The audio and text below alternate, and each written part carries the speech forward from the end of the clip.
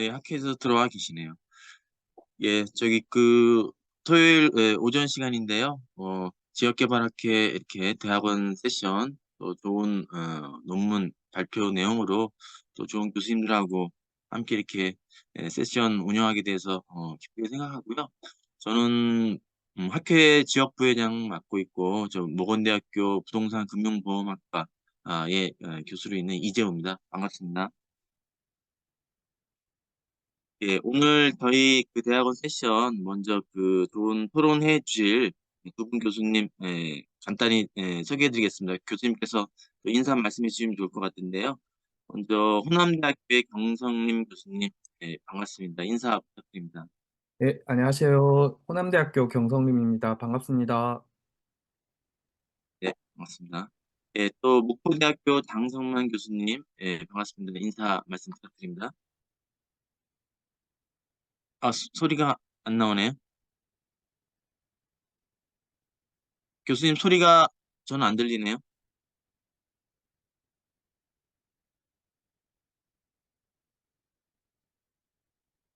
다른 분들은 들리시나요?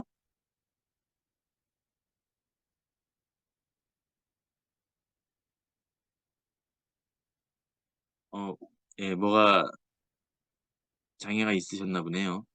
잠깐만 기다렸다가 시작.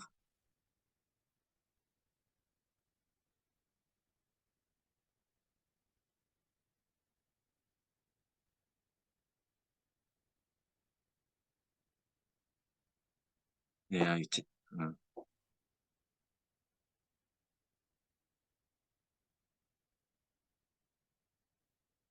장 교수님 들리시나요?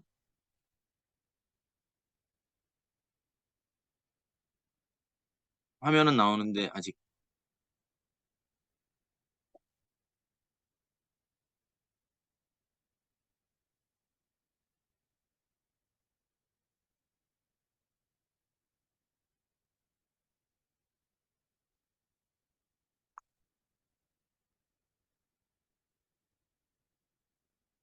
장성만 교수님 잘 들리세요? 지금 이제 연결 주시. 혹시 목소리 들리시나요? 예, 교수님 잘 들립니다. 죄송합니다. 이게 시스템이 원활하지 않아서 죄송합니다. 아니요. 그, 예. 저는 목포대학교 도시및 지역개발학과 교수 장성만이라고 합니다. 잘 부탁드립니다. 네. 그럼 오늘 세 분 발표자, 첫 번째 발표자 분은 부산대학교의 우리 권영우 선생님, 뭐 간단하게 인사하셔도 좋습니다. 안녕하십니까. 부산대학교 도시공학과에서 박사과정 중인 권영우입니다. 잘 부탁드립니다. 네. 발표 순서는 우리 프로시딩에 나와 있는 순서대로 하겠고요. 두 번째 발표자 우리 서울시립대의 김동민 선생님. 네, 안녕하세요. 서울시립대학교 박사과정 수료생 김동민입니다. 잘 부탁드리겠습니다. 네, 반갑습니다. 예, 마지막 세 번째 발표자 연세대학교 김서영 선생님. 네, 안녕하세요. 연세대학교 통합과정 김서영이라고 합니다. 잘 부탁드립니다. 예, 저희 세션 2시간 동안에 세 분 발표, 그리고 두 분의 토론자 분께서 토론해 주실 건데요. 제가 이렇게 간단히 따져보니까, 한 논문당 한 20분 정도 발표하시고, 토론자 분께서 짧게는 5분, 7분, 저희가 시간 여유가 좀 있을 것 같아요. 그래서 5분에서 10분 사이로 토론해 주시면 한 논문당 한 40분, 그래서 3편 하게 되면 120분 될 것 같고요. 꼭 시간 맞춰야 되는 건 아니어서 그런 거 감안하셔가지고 어, 발표 또는 토론해 주시고 너무 시간이 길어질 것 같으면 제가 중간에 죄송하지만 조금 그런 시간 관리상 코멘트를 좀 드리는 걸로 하겠습니다.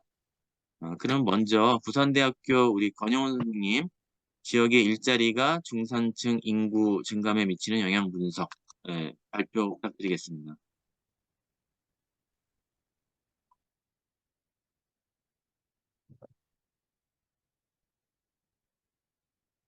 네, 안녕하십니까. 네, 부산대학교 도시공학과 권영우입니다.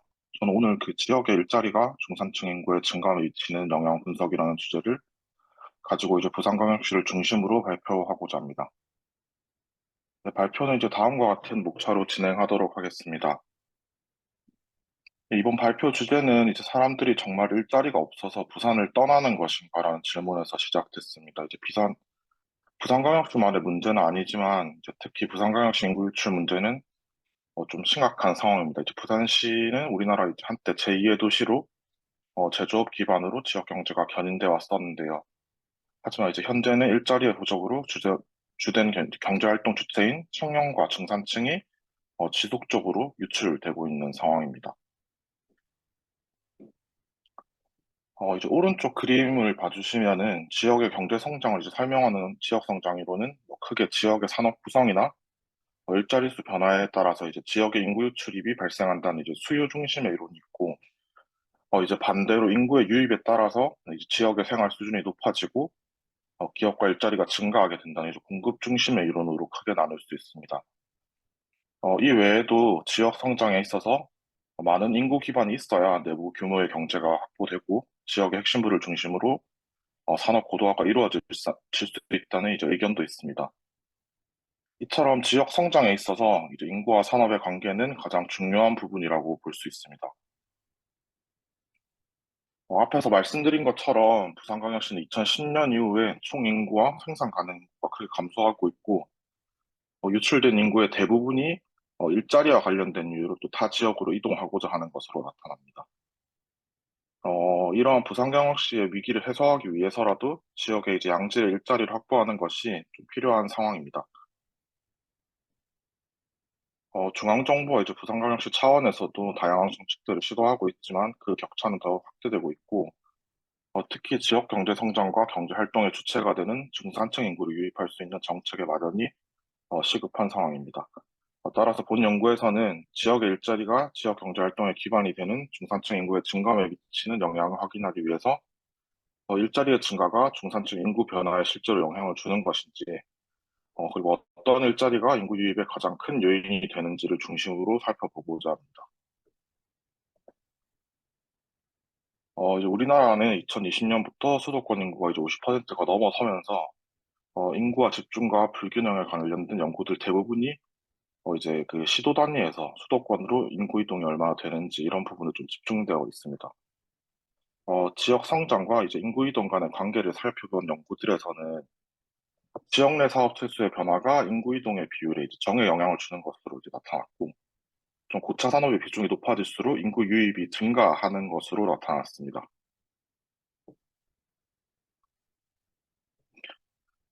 그리고 이제 미국의 9개 지역을 대상으로 이제 인구와 고용 간의 관계를 살펴본 연구에서는 첨단 산업이 좀 집적되어 있는 미국의 선벨트 지역에서는 산업 기반에 의해서 이제 인구가 증가하는 이제 그런 추세를 보이고, 전통적인 제조 산업이 집중된 스노우벨트 지역에서는 인구가 집중된 지역에 반대로 산업이 위치하는 그런 모습을 보이고 있습니다. 이 외에도 지역의 인구와 이제 고용 변화의 좀 동태적인 관계를 살펴본 연구들에서는 지역별로 다른 인구 방향이 관찰이 되지만 이제 이 지역들 간의 인접한 지역들 간의 공간적 영향을 살펴보지는 못했다는 한계점이 있습니다. 따라서 본 연구에서는 지역의 인구와 그리고 고용 변화의 관계를 시공간적으로 분석하기 위해서 이제 SPVAR 모델을 적용해서 분석을 진행하고자 합니다. 이제 이를 활용한 선행 연구들에서는 이런 분석의 모델이 공간적 자기상관성을 과대로 추정하지 않고 각 변수들 실제값을 기반으로 현상의 인과관계를 확인할 수 있다는 장점이 있는 것으로 나타났습니다.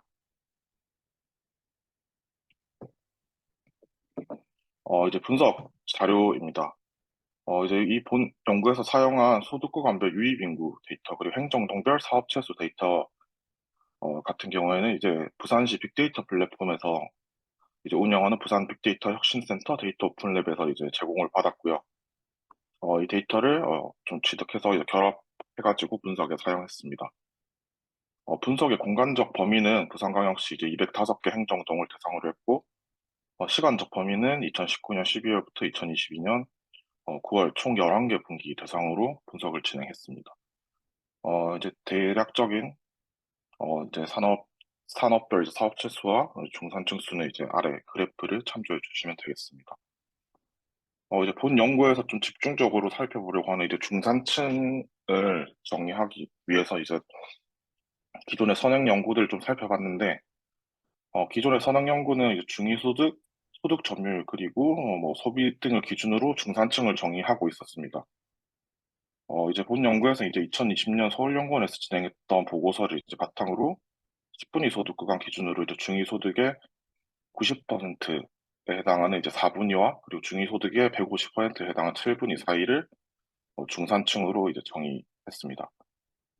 이를 이제 중위소득 데이터를 통해서 계산해서 본 연구에서는 대략적으로 연소득 4천만 원에서 6천만 원 사이를 중산층으로 가정하여 분석을 진행했습니다. 이제 그리고 이제 산업별 이제 사업체 수를 이제 산정하는 데 있어서 이제 기존의 그 한국 표준산업 분류에서 이제 대략적으로 제공하는 이제 1차, 2차, 3차 이 기준으로 이제 나누다 보면은 3차 산업이 좀 과대 추정되는 부분들이 있어서 이제 본 연구에서는 이 유럽 표준산업 분류에서 좀을 참고해서 이제 1차 산업 같은 경우에는 기존의 농림임업업의 이제 원자재 산업인 이제 광업을 추가해서 1차로 분류했고요. 그리고 2차 같은 경우에 이 원자재를 사용한 제조산업, 제조업, 건설업, 전기가스, 수도업, 그리고 이 2차 산업 제조업을 지원하는 제조 지원 산업, 그리고 사회 서비스, 그리고 공공부문 연구 개발 이렇게 총 6개 나누어서 분석을 진행하였습니다. 이제 사용한 이제 분석 모델은 그 공간적 벡터 자기회귀 모형을 사용했고요. 이제 뭐 식이 이렇게 나와 있는데 이 노란색 부분 보시면 이제 특정한 시점에서 어떤 지역에서의 변수를 이제 노란색 값이라고 하면 이 노란색 변수에 영향을 미치는 어, 이제 같은 지역에서의 시간 변수와 그리고 이제 주변 지역에 인접한 주변 지역들의 이제 공간 변수가 이제 빨간색과 초록색으로 설명된다고 보시면 되겠습니다. 그리고 추가적으로 이제 본 연구에서는 이 산업별 사업체 수 증가가 해당 지역에 미치는 시간, 공간적 충격 반응을 확인하기 위해서 이제 아래와 이제 아래처럼 충격 반응 함수를 사용해서 시공간적 영향을 확인하였습니다.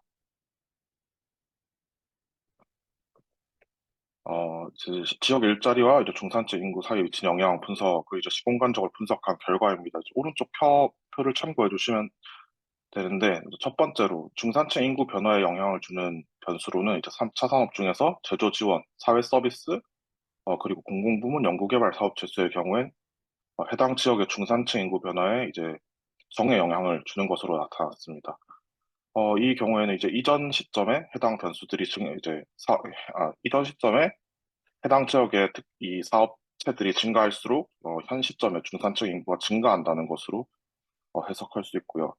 그리고 3차 산업 중에서 사회 서비스, 공공부문, 연구개발 사업체 수는 주변 지역에 이제 인접한 주변 지역들의 중산층 인구 변화에 정의 영향으로 나타나는 걸 볼 수 있었습니다. 이 결과는 이전 시점에 이제 해당 변수가 증가할수록 인접한 주변 지역들의 현 시점 중산층 인구가 증가하는 것으로 해석할 수 있습니다. 이제 다음으로는 타 산업군에 영향을 주는 변수들입니다.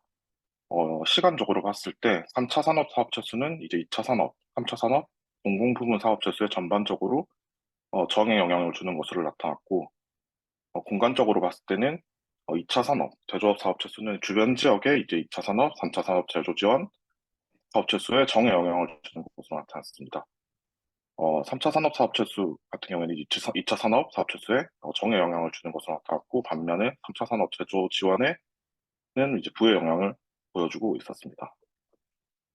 좀 이제 반대로 이제 공공부문 같은 경우에는 타 산업의 사업체 수에 좀 상대적으로 주는 영향이 이제 낮게 나타났고요. 그리고 중산층 인구 변화에 가장 큰 영향을 보였던 연구개발 분야 같은 경우에는 3차 산업의 증가가 이제 정에 영향을 주는 것으로 나타났습니다. 이 내용 이제 뒤에서 다시 한번 제가 다시 이제 도식화해 놓은 내용을 보고 다시 설명을 드리도록 하겠습니다. 이제 시공간 분석 결과 중에 충격 반응 함수를 통해서 이제 각 산업별 사업 취소의 변화에 따라서 해당 지역의 중산층 인구 변화가 시간이 지나면서 어떻게 그 영향이 감소해 가는지 이제 살펴봤는데요. 지금 이제 보시는 것처럼 1차 산업 같은 경우에는 제 왼쪽 그림인데, 어, 1차 산업 채수가 증가하는 경우에 이제 한 시차 후에 중산층 인구 변화의 하락을 일으키고, 이후로 그 즉각적으로 그 영향이 좀 줄어드는 모습을 보이고 있었습니다. 이제 이 경우에는 1차 산업 채수가 해당 지역에 들어오면은 좀 일시적으로 중산층 인구의 감소가 나타나지만 그 영향이 사실 이제 크게 나타나지 않는다고 해석할 수 있을 것 같습니다. 그리고 그 외에 이제 2차 산업, 3차 산업, 공공부문 연구개발 분야의 사업 채수 증가는 모두 중산층 인구의 증가를 보여주고 있는데, 이제 공공부문이나 이제 2차 산업 같은 경우에는 그 기간이 상대적으로 좀 짧게 발생을 했고요. 그리고 3차 산업과 연구개발 분야 사업 채수 증가는 이제 모두 한 5분기 이상 중산층 인구의 증가를 해당 지역에 유발하는 것으로 나타났습니다. 이제 이를 통해서 이제 3차 산업이나 연구개발 분야의 사업체가 지역에 유치될 경우에 중산층 인구의 증가가 좀 상대적으로 지속적으로 유지될 수 있는 결과라고 볼 수 있겠습니다. 이제 분석 결과 공간적으로 한번 다시 이제 제가 지도에 올려봤는데요. 1차 산업 사업체 수 같은 경우에는 중산층 인구의 변화가 이제 그 영향이 좀 제일 낮게 나타났고요, 전반적으로. 그리고 2차, 3차, 그리고 공공부문 사업체 수 같은 경우에는 중산층 인구에 정의 영향을 주지만 이제 여기 지도 보시는 것처럼 이제 특정 지역들의 그 영향이 좀 집중돼서 높게 나타나는 모습을 보이고 있습니다. 그리고 3차 산업 중 이제 사회 서비스나 연구개발 사업 재수는 부산시 대부분의 지역에서 중산층 인구 변화에 이제 좀 높은 정의 영향을 주는 것으로 이제 그림에서 확인할 수 있었습니다. 네, 결론 및 시사점입니다. 이제 본 연구는 일자리가 없어서 이제 부산을 떠나는 거라는 문에서 시작해서 어떤 일자리가 지역의 인구 유입에 큰 영향을 주는지 살펴봤습니다. 그리고 이제 분석 결과 이제 오른쪽 그림이 제가 앞에 내용들이 좀 대략적으로 그림으로 표현해 둔 건데요. 좀 연구개발 사업체 수로 인한 중산층 인구가 시공간적으로 좀 크게 나타났고요. 이제 처음에 저는 이제 부산시 같은 경우에는 과거에 이제 기계, 자동차, 조선 등 제조업이 강세였던 지역이기 때문에 2차 산업으로 인한 그 지역의 성장 효과가 좀 크게 나타날 것으로 예상했는데, 좀 2차 산업으로 인한 그 증가 효과는 두드러지게 나타나지는 않았습니다. 이제 반면에 3차 산업이나 연구개발 사업체 수 증가로 인해서 지역의 중산층 인구 증가는 이제 시간적으로도 그 효과가 되게 길게 나타났고, 공간적으로도 그 영향이 좀 고르고 넓게 나타나는 모습을 확인할 수 있었습니다. 이제 이러한 결과를 미루어 봤을 때, 이제 향후 부산시에 이제, 일자리의 이제 확보해서 인구 성장을 이제 극대화하기 위해서는 3차 산업 중에 이제 사회 서비스나 연구개발과 같이 그 시간적으로 그 영향이 길고 공간적으로 넓게 나타나는 산업 경우에는 공간적으로 좀 고르고 균형 있게 배치를 하는 것이 향후 인구 유입이나 산업 간 순환 성장 효과가 크게 나타날 것으로 기대가 되고요. 반면에 1차, 2차, 그리고 제조 지원, 공공부문 같이 그 좀 시간적 영향이 짧고 공간적으로도 좀 좁게 나타나는 산업군 같은 경우는 산업단지와 같은 지역에 좀 집중해서 유치할 필요가 있을 것으로 생각이 됩니다. 이상 발표 마치도록 하겠습니다. 감사합니다.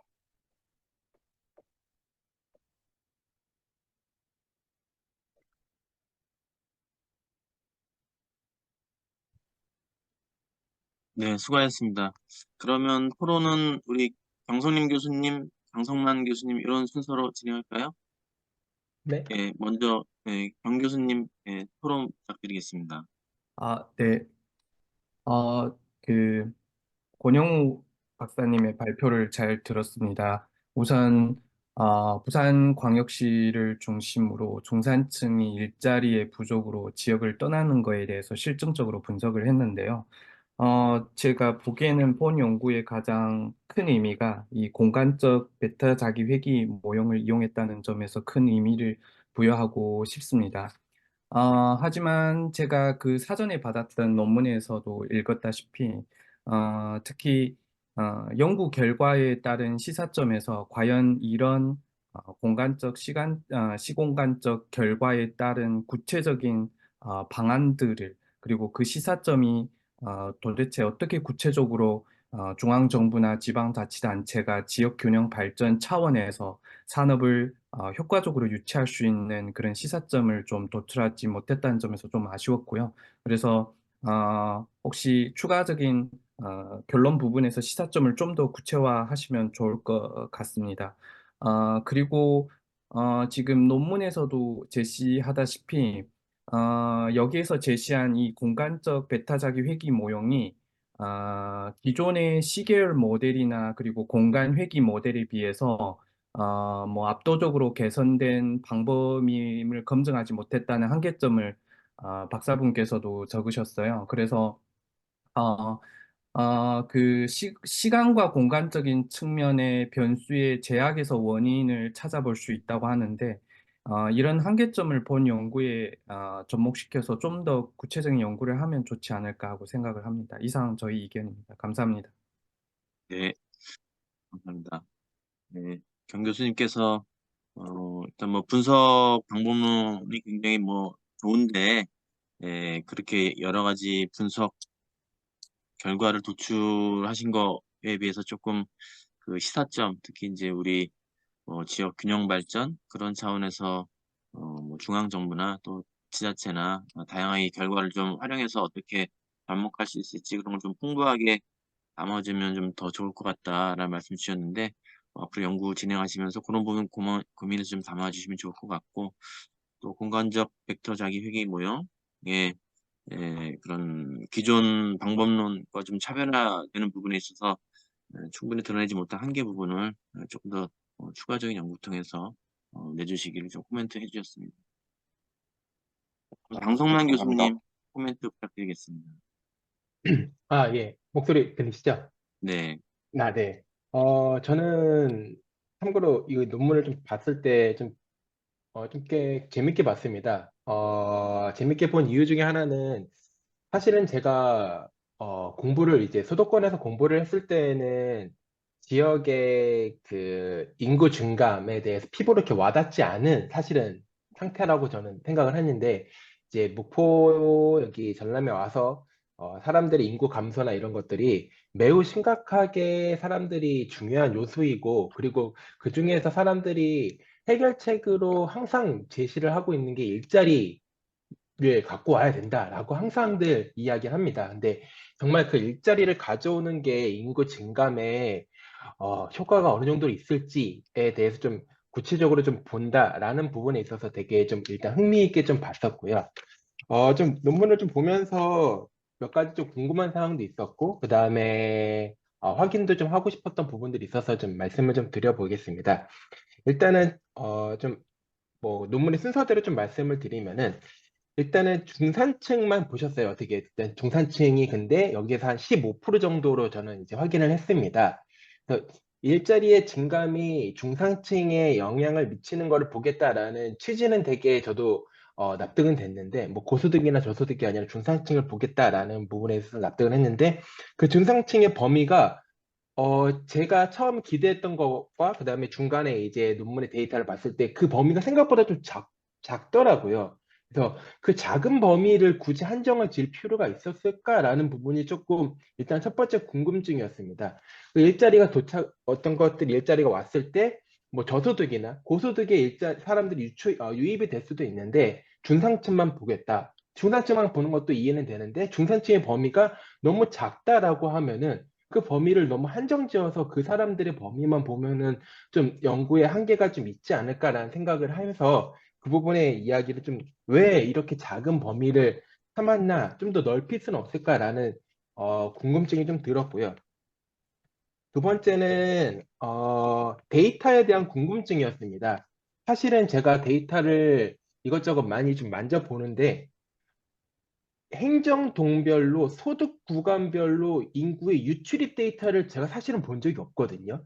그 행정동별로 인구 유출입은 볼 수 있는데 소득별로 분류되어 있는 데이터를 사실은 아직 저는 확인을 해본 적이 없는데 이 부산 빅데이터 혁신센터 데이터 오픈랩에서는 행정동별로 소득 구간별로 인구 유출입이 확인이 가능한지가 되게 궁금했습니다. 그래서 사실은 이 논문을 보고 사실 저 들어가 봤거든요. 그 사이트를 들어가 봤는데 이거는 이제 그쪽에 가서 데이터를 확인을 해서 거기서 가공을 해서 갖고 와야 되는 형태로 저는 이해를 했습니다. 그래서 그런 형태로 데이터가 가공이 가능한 건지라는 것이 두 번째 궁금증이고요.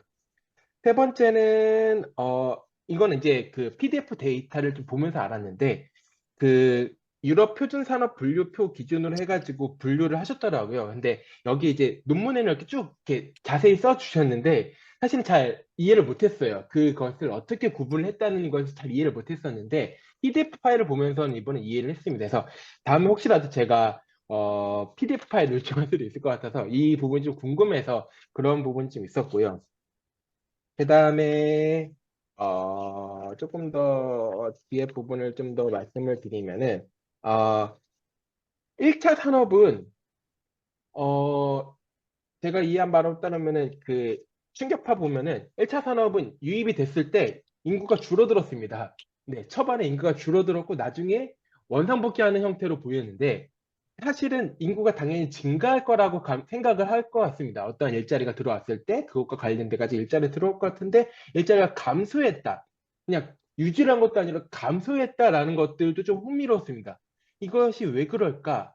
다른 것들은 뭐 점차 인구가 증가했는데 점차 그 기간이 줄어들었다라는 아니면 뭐 기간이 길다 짧다라는 부분이 있는데 인구가 감소했다라는 것은 너무 그 상식과 좀 다른 부분이어서 이 부분에 대한 내용들도 좀 궁금하고 어떻게 생각하시는지 궁금하고 말이 좀 많았죠. 마지막으로는 공간적인 범위입니다. 공간적인 범위인데 지도로 보여주셨는데 이것이 이제 연구 개발이 예를 들어 좀 더 초록색이 많이 퍼져 있고 1차 산업은 그 초록색이 좁기 때문에 좀 더 넓은 형태의 인구 유입이 필요하다라고 말씀하셨는데 저는 궁금한 게 일자리가 늘어난 지점과 인구가 늘어난 지점에 그, 부분이 고려가 돼서 이야기를 하시는지 궁금했습니다. 즉, 무슨 얘기냐면은, 연구개발 같은 경우는 되게 초록색이 넓게 되어 있습니다. 그것이 넓은 자리에서 일자리가 유입이 돼서, 그래서 그 지역에서 인구 유입이 된 것이 아닌가. 예를 들어서 1차 산업은 그 일자리가 좁은 공간에서 어, 만들어지고 그래서 그렇게 좁은 공간에서 사람들이 늘어났고 연구개발 같은 경우는 퍼져서 일자리가 늘어나서 사람들이 유입이 퍼져서 늘어난 거 아닐까라는 생각이 좀 들었습니다. 그래서 즉 말씀드리고 싶은 거는 마지막에 결론 부분에서 사람들이 넓게 오는 것들, 그러니까 즉 사람들의 유입이 좀 넓은 공간으로 되는 것이 필요하다라고 말씀하셨는데 이것이 과연 거리가 포함이 되어 있는 것인지 아니면은 거리가 포함이 되어 있지 않고 그냥 단순하게 일자리가 늘어난 지점에서 인구가 늘어났으면 이거는 거리라고 보기 좀 어려울 것 같거든요. 그래서 그 부분에 대해서도 좀 고려가 된 건지 아니면 고려를 하실 것인지 이런 것들이 좀 궁금했습니다. 네, 너무 많이 말했죠. 네, 이상입니다. 네, 장 교수님 여러 가지 꼼꼼하게 말씀 주셨고요. 뭐 제가 그 하나하나 다시 뭐 말씀드리진 않겠고요. 또 뭐 시간이 좀 여유가 있으니까 저도 그냥 몇 가지 궁금증 내지는 뭐 코멘트 드리면서 일부 두 분 토론자분께서 말씀하신 부분하고도 약간 뭐 좀 중복되는 부분도 있을 것 같아요. 그 박사 과정이시니까 사실 뭐 지금 요런 그 연구 주제 또 그 분석을 내기까지도 많이 검토하고 준비하셨을 것 같아요. 그렇지만 오늘 또 두 분 토론자분께서도 말씀 주시지만 이런 연구 주제로 앞으로 계속 진행하실 때 계속 좀 추가적으로 고민할 부분들 또 심화할 부분들 그걸 감안해서 조금 뭐 질문 내지는 또 코멘트를 저도 좀 드려보면요. 중복되긴 하지만 사실 그 부산광역시 이제 그 공간 단위에 있어서 205개 행정동으로 구분해서 했는데 사실 뭐 그런 일자리에 대한 부분은 공간 단위로 집계하고 어쨌든 뭐 그런 집중의 뭔가 그 양상들이 있겠지만 사실 그런 그 우리 고용이 발생하는 곳과 거기에 그 고용으로 인한 일자리에 그 종사자들이 거주하는 곳은 반드시 그런 이 공간 단위 뭐 여기서는 행정동으로 하셨는데 뭐 그렇게 직주가 근접해 넣어보긴 어렵고 뭐 주거 어떤 입지 선택은 아직 뭐 직장과의 관계만이 아니고 우리 또 뭐 이렇게 주택 분석이나 이런 거 보면 뭐 그 학군이라든가 뭐 편의시설이라든가 뭐 이런 환경을 가지고 또 주거 입지를 하잖아요. 뭐 그런 관계가 지금 여기서는 어떻게 될지도 좀 궁금했었고요. 그런 부분에서는 좀 공간 단위가 협소한 거 아닌가 뭐 이런 생각을 좀 해봤고요. 중산층 범위도 장 교수님 말씀 주셨는데 기존에 좀 통용되는 기준에 비하면 되게 좀 좁은 것 같은데 뭐 본문에도 좀 쓰시긴 했지만 어, 이렇게 충분히 뭔가 설명이 되거나 따라서 수긍이 되는 논리적인 서술이 있는 것 같지 않아서 그것도 좀 궁금했고 어쨌든 또 그런 타당한 논리가 있다면 기존에 조금 더 폭이 넓었던 그 구간으로 분석했었던 것과 어떤 차이가 있을까 뭐 이런 것도 좀 궁금해 보였고요. 그 유럽 기준을 활용한 부분도 사실은 예, 어떤 차이가 있을지 그것도 사실 좀 처음 본문을 봤을 때는 충분히 이해가 안 돼가지고 약간 에, 주관적으로 좀 느껴지는 면도 좀 있었고요. 그다음에 본문 자료에 그 표에 보면 그 부산시의 그 뭐 사업체 수, 기초 통계로 봤는데 사실 문제 제기는 어쨌든 그런 그 일자리의 증가, 뭐 지방 도시에 이제 일자리가 줄기 때문에 인구가 빠져나가는 그런 심각함을 이야기하는데 이 분석 기관 자료는 어쨌든 뭐 여기 지금 사업체 수가 대부분 좀 증가하는 추세여가지고 뭐 그런 부분은 좀 문제 제기한 것과 현재 어떤 분석 기관 내 자료에서는 조금 뭐 차이가 있어서 그런 부분이 좀 아쉽기도 했고 그다음에 사실 그 일자리로 얘기하고 계신데 분석은 사업체 수로 했잖아요. 그런 거죠? 네, 맞습니다. 그러니까 사실 그 엄밀히 이야기하면 사업체 수하고 고용자 수나 종사자 수는 좀 다르니까 또 이제 네, 사업체의 규모에 따라서 사실 그 대기업이냐 중소기업이냐가 다른 거잖아요. 근데 지금 현재 사업체 수는 그걸 반영하지 못하는 거여서 사실은 뭐 대기업 굉장히 뭐 500명 이상 뭐 수천 명을 고용하는 사업체와 그렇지 않은 거는 영향력이 다르니까 뭐 그런 부분도 조금은 뭐 추가 연구를 하신다고 하면 감안하시면 좋지 않을까 뭐 그런 생각을 했고요. 사실 그 결과들이 이제 나왔는데 뭐 우리 권영호 선생님의 연구만이 아니라 어쨌든 뭐 이러한 그 모형이나 이런 것들이 사실 좀 그 나오는 도출되는 그 결과의 원인을 추론하고 좀 깊이 있게 해석하는 게 좀 쉽지는 않잖아요. 뭐 그런 부분에서 어, 도출된 결과로 어쨌든 많은 내용을 그 담아주시긴 했지만 조금 다른 자료를 이용해서라도 지금 우리 권영원 선생님이 결과를 추론하고 해석하는 것이 충분히 좀 논리적으로 수긍될 수 있는 그런 것들을 좀 담아주시면 좋겠다. 뭐 현재 분석한 자료만으로 해석하기보다는 조금 다른 논리적인 백데이터를 가지고 하시면 더 논리적이고 수긍이 쉽지 않나 이런 생각을 했고요. 음, 늘 어떤 그 지역 사례 연구만으로 했을 때 제기할 수 있는 부분인데, 그러니까 이제 되게 이제 그 일자리 증가과 인구의 증가 관계를 분석한 건 아주 의미 있고 저도 좀 그 관심 많이 갖게 되는데, 만약에 이제 여기서 나오는 그런 그 사업체 그런 1차, 2차, 3차 그 증감과 일자리 증감의 변화 관계가 다른 지역에 유사하게 만약에 접목했을 때는 또 동일하게 나올까? 뭐 다를 수도 있겠죠. 뭐 꼭 그 같아야 되는 건 아닌데 뭐 그런 부분에서 그럼 이제 지역에 따라서 이러한 그 기업의 규모 또 그 지역에서의 어쨌든 뭐 그 일자리에 지금 양적인 부분 얘기했지만 질적인 부분도 있을 거잖아요. 그런 걸 감안한 좀 후속 연구, 추가 연구를 고민하시면 좋지 않을까? 이런 생각을 좀 해봤어요. 일단 뭐 저까지 포함해서 우리 두 분 토론자분 코멘트까지 있었고요. 혹시 우리 발표자 권영훈 선생님 이에 대해서 뭐 질문도 있었고 해서 꼭 뭐 답변 안 하셔도 되고 뭐 답변하실 부분이나 뭐 마무리 말씀 있으시면 해주시면 될 것 같습니다.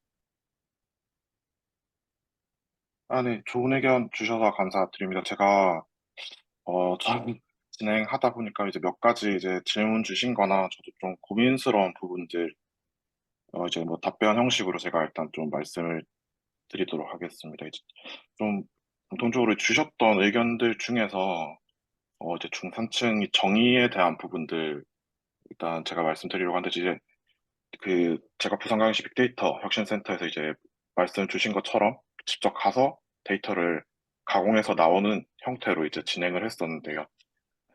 제공되는 데이터가 이제 신용평가사에서 제공하는 데이터로 이제 되어 있는데, 이 경우에 이제 각 행정동 단위로 소득 구간이 되어 있는데, 소득 구간이 좀 상대적으로 한 2천만 원 정도로 구간이 나눠져 있어서 되게 좀 넓게 돼 있었습니다. 제 예상보다. 그래서 이제 기존의 그 중산층 범위로, 기존에 이제 일반적으로 사용됐던 기존의 중산층 범위로 하다 보니까 사실상, 전체 인구의 거의 대부분을 차지하게 되더라고요. 그러다 보니까 좀 그런 부분에 일단 좀 한계가 있어서, 제가 여러 가지 기준들을 적용하다 보니까 좀 그 범위가 좀 좁아진 부분들이 있는 것 같습니다.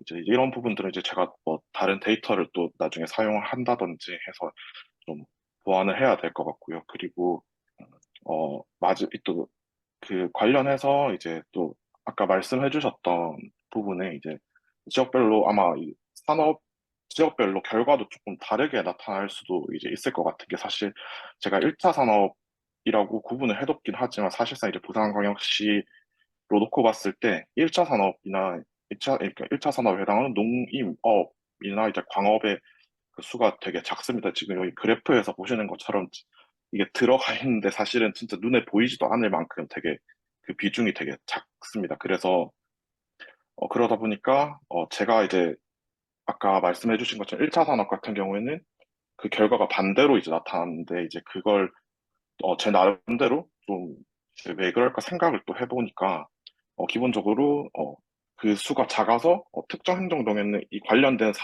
사업체가 아예 없는 경우도 있고, 어, 그리고 이제 부산시의 특성상, 이제 좀 외곽 지역에 그런 것들이 좀 모여 있기도 하다 보니까 이제 첫 번째로 그런 이유가 있을 것 같고요. 그리고 1차 산업이 들어와서 인구가 줄어들었다, 이렇게 해석을 할 수도 있는데, 제가 이제 생각했을 때 반대로 어떤 특정 행정동에 1차 산업이 없어지면서 인구가 반대로 늘어났다. 이런 경우에도 이제 제가 반대로 이제 부의 영향으로 해석할 수 있을 것 같거든요. 일단은 제 스스로는 이제 그런 식으로 좀 결과를 일단은 해석을 좀 해봤습니다. 그리고 어, 네, 그리고 이제 아까 이제 마지막에 또 말씀 주신 것처럼 이제 이러한 거를 최종적으로 이런 결과들이 이제 좀 지역이나 이제 좀 정부 차원에서 어떤 식으로 적용할 수 있을지는 제가 좀 향후 연구에서 의견 주신 것들 반영해서 좀 어, 추가로 이제 진행할 수 있도록 하겠습니다. 네, 이상입니다. 네, 네. 토론자분께서 주신 부분에서 조금 그 저희가 의도를 이해하지 못했던 부분에서 좀 뭐 그런 또 추가적인 리스폰스가 있었고요. 이렇게 해서 그러면 우리 권영우 선생님 첫 번째 발표 마무리하도록 하겠습니다. 수고 많으셨습니다. 네, 감사합니다. 네. 두 번째 논문 우리 그 서울시립대 김동민 선생님 인구 감소 시대 지역 소멸 대응을 위한 생활권 연결 관점의 지역 균형 발전 방안 연구가 죄송합니다. 네, 그래가지고 화면이 중간에 바뀌어가지고 발표 부탁드리겠습니다. 네, 안녕하세요. 서울시립대학교 도시공학과 박사과정 김동민입니다. 혹시 화면이랑 제 목소리 둘 다 이상 없이 잘 전달되고 있는지요? 네, 잘 들립니다. 잘 보입니다. 네, 감사합니다. 저는 앞서 소개해 주신 것처럼 인구 감소 시대 지역 소멸 대응을 위한 생활권 연결 관점 의 지역 균형 발전 방안 연구를 발표하고자 합니다.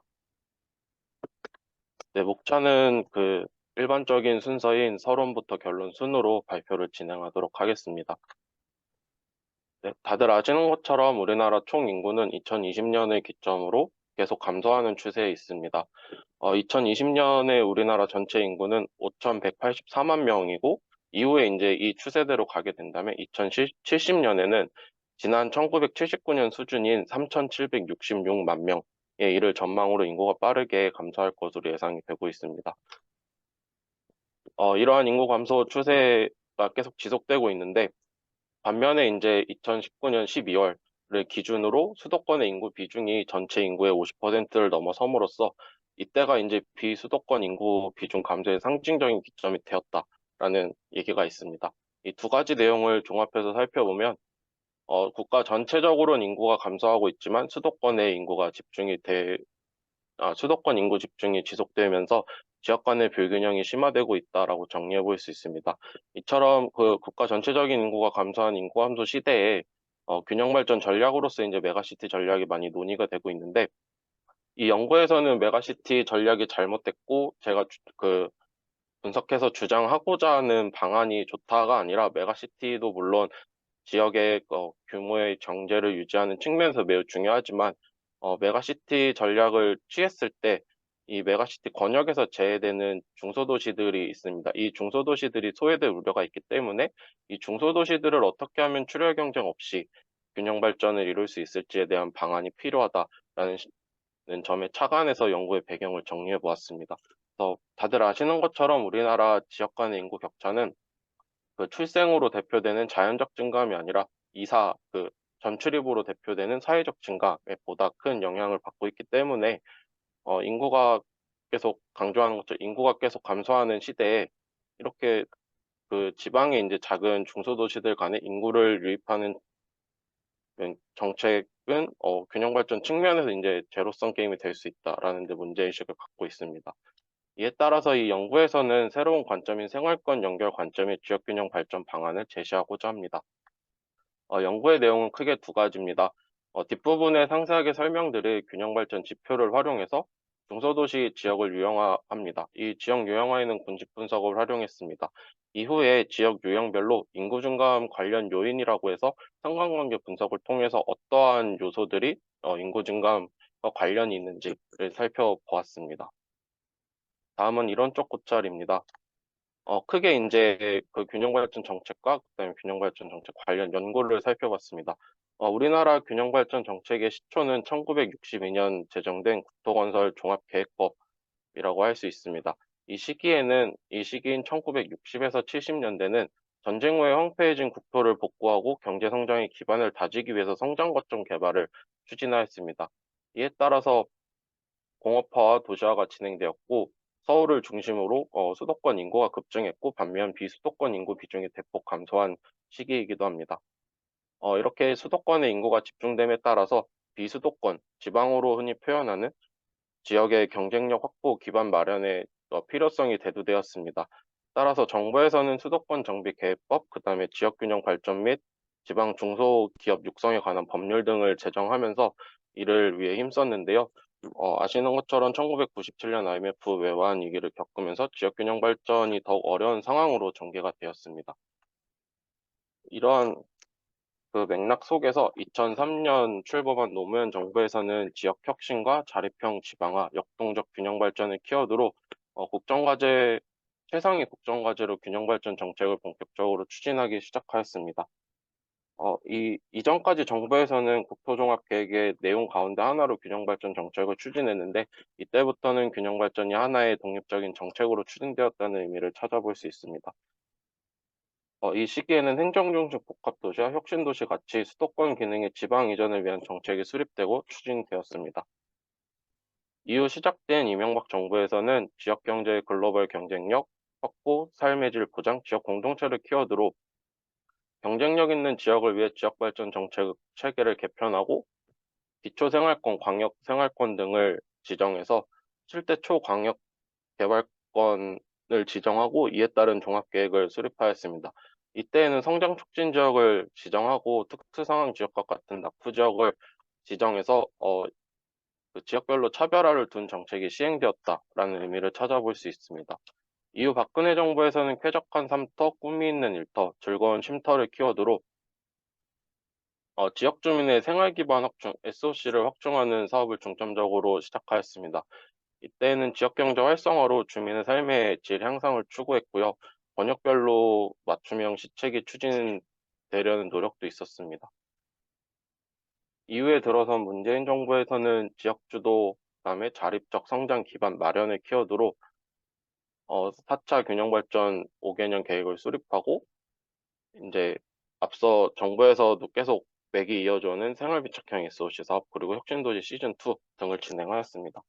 하지만 이렇게 그 공공기관을 이전하고 지방에 새로운 도시를 건설하는 등의 사업들은 2015년 이후부터는 이 성과 확산이 감소해서 오히려 균형 발전에 저해한다는 선행 연구 결과들을 찾아볼 수 있습니다.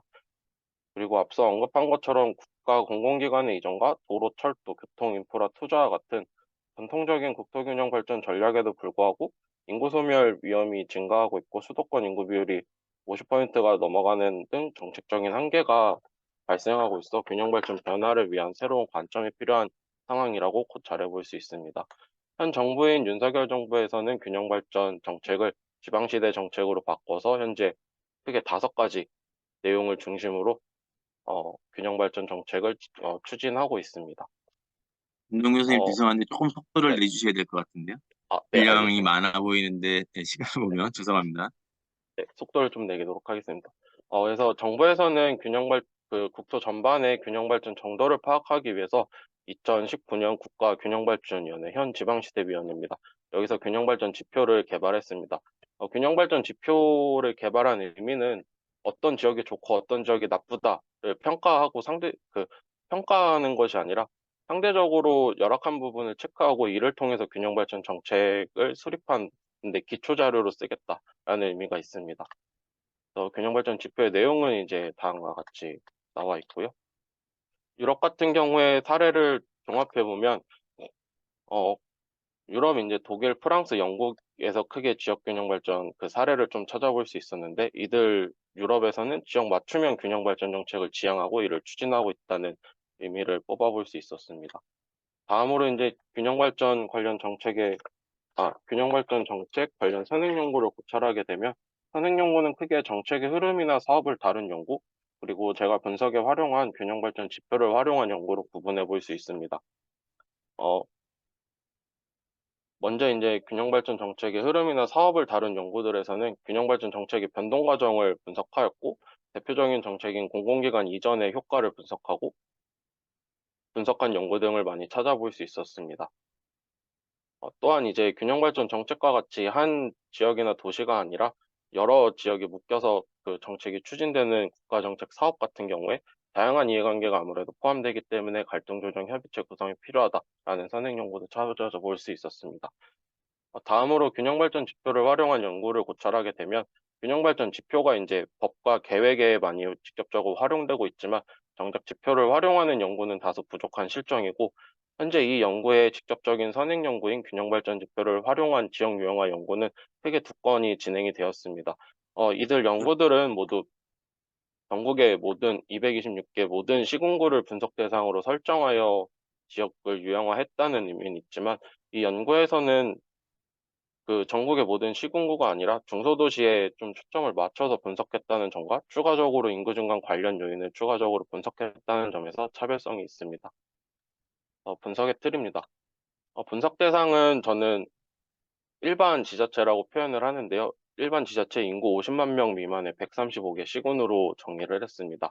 왜냐하면 현재 중소도시의 명확한 범위가 부재한 실정에서 선행 연구들을 살펴보게 되면 인구 5만에서 10만, 20만, 크게는 50만 명까지 중소도시를 조작적으로 정의해서 연구를 진행했습니다. 한편 이제 지방자치법을 보게 되면 대도시로 인정하는 특례를 인구 50만 명 이상으로 하고 있기 때문에 이 연구에서는 법적 지위가 다른 자치단체를 제외하고 앞서 설명드린 것처럼 인구 50만 명의 전국 시군을 중소도시로 설정하여 연구를 진행하였습니다. 분석 자료는 별 측치가 없는 가장 최신 발표 자료인 2021년 균형발전 지표값을 활용했습니다.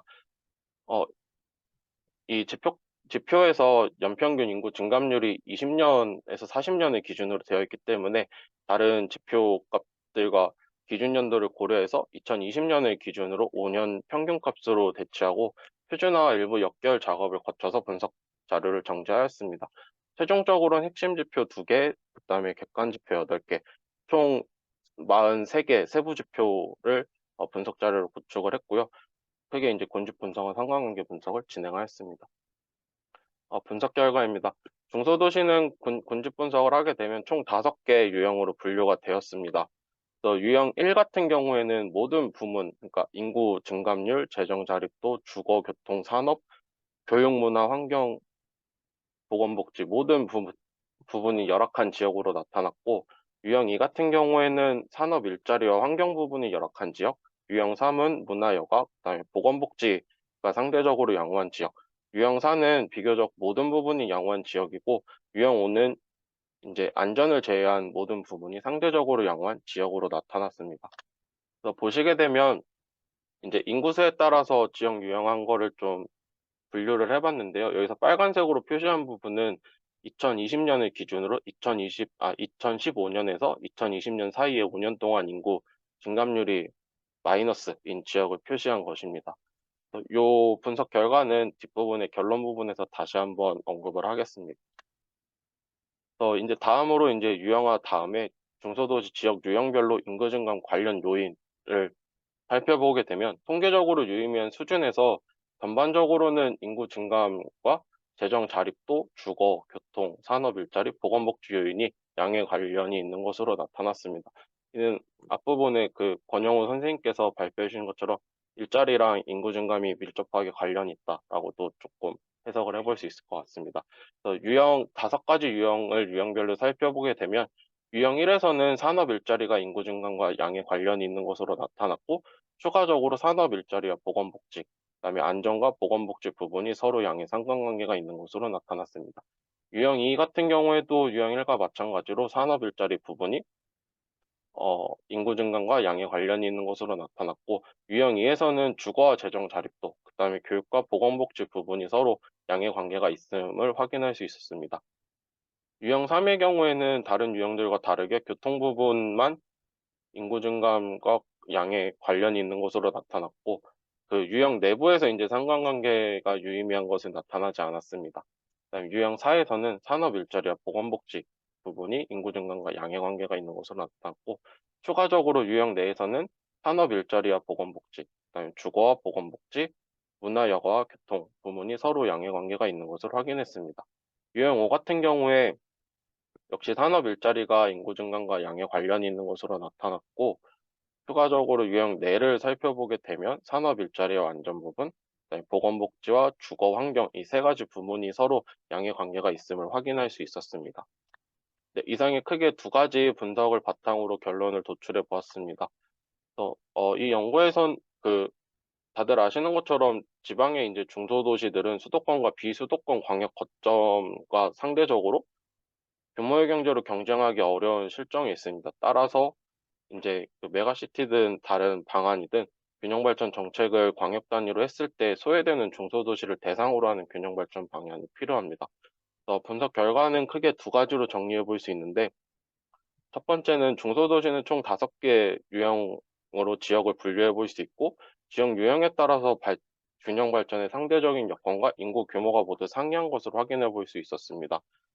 분석 결과 2번째는 인구 증감 관련 요인인데요. 이 인구 증감 관련 요인이 유형별로 상이하고 유형 내에서 상관관계도 유형에 따라 다 다른 것을 확인해 볼 수 있었습니다. 분석 결과를 종합해 보면 중소도시는 유형별로 지역 여건이 모두 다르다 할 수 있고, 유형 간의 상관관계가 있는 부분도 상이하다고 볼 수 있습니다. 즉 이것은 어떤 지역과 지역이 인접해 있다고 해서 통합적으로 묶어서 이 균형발전 정책을 시행하는 것이 아니라 서로 이제 시너지를 받을 수 있는 지역의 요인들을 서로 묶고 중소도시 간의 이제 생활권을 연결해서 균형발전 정책을 실시한다 했을 때 도시별로 역할을 좀 다르게 설정할 필요가 있다는 점을 시사할 수 있다고 정리를 해보았습니다.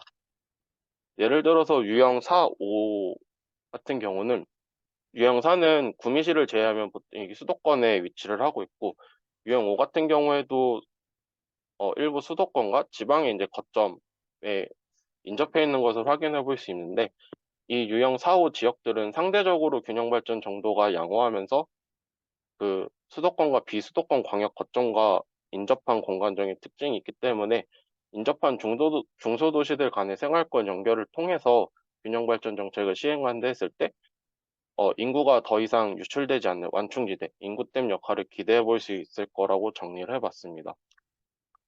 따라서 이 연구에서 이제 제안하는 중소도시를 대상으로 하는 균형 발전 방안은 중소도시 연합으로 정리해 볼 수 있습니다.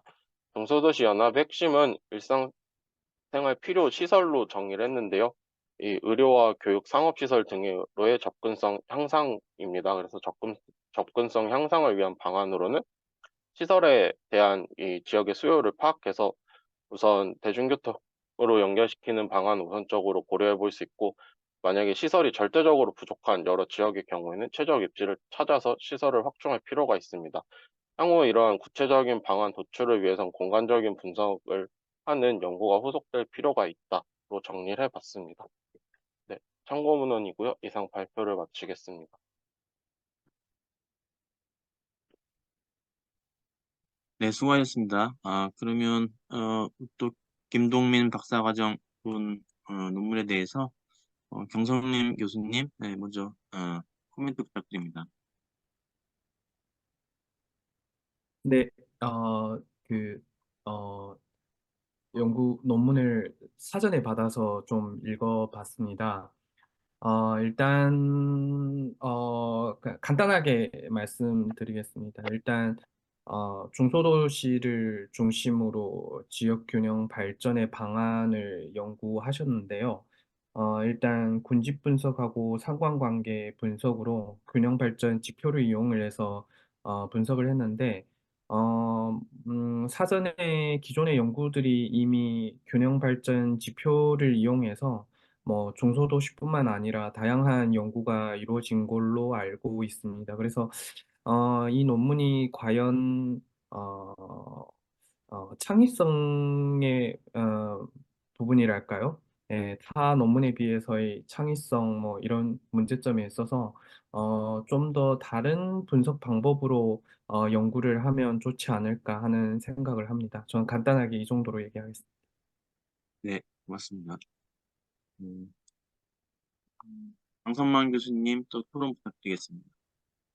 네, 저도 좀 말씀드리겠습니다. 일단은 제목을 봤을 때 생활권 연결이라고 되어 있습니다. 생활권이라는 단어가 요즘에 꽤 많이 나오고 있는 단어인데요.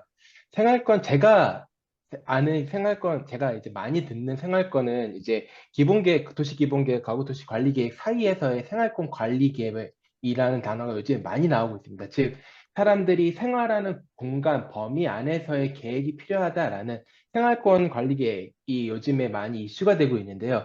그러한 생활권으로 저는 일단 생각을 하고 이 논문을 접하게 되었습니다. 근데 이 생활권에 대한 정의가 일단 없어요. 그래서 제가 생각하는 생활권이 아니라는 거를 나중에 알게 되었습니다. 아주 그냥 그냥 지역 C 단위의 분석이거든요. 그래서 이게 왜 생활권 연결이지? 라는 생각이 사실은 논문을 다 읽을 때까지도 납득이 되지 않았습니다. 아까 전에 그 결론에서 이제 지역을 군집을 하신 거에 가지고 이제 해석을 하실 때 이제 비로소 어떠한 의미였구나라는 것들이 이제 조금은 생각이 되는데 사실은 그것이 생활권 연결 계획인가? 라는 건 아직까지 사실은 좀 궁금증이 남긴 합니다. 이것이 왜 생활권 연결 계획이지? 라는 부분은 조금 다시 한번 좀 고민을 해봐야 되는 부분이 있지 않나 라는 생각이 좀 들었고요. 그 다음에 이제 좀 내용을 좀 보면서 좀 설명을 드리면은 아까 전에 앞서서 정 교수님께서 말씀하신 것처럼 군집 분석으로 지역을 구분하는 건 사실 진짜 많은 연구들이 있습니다. 기존에 선행 연구들이 엄청 많이 있거든요.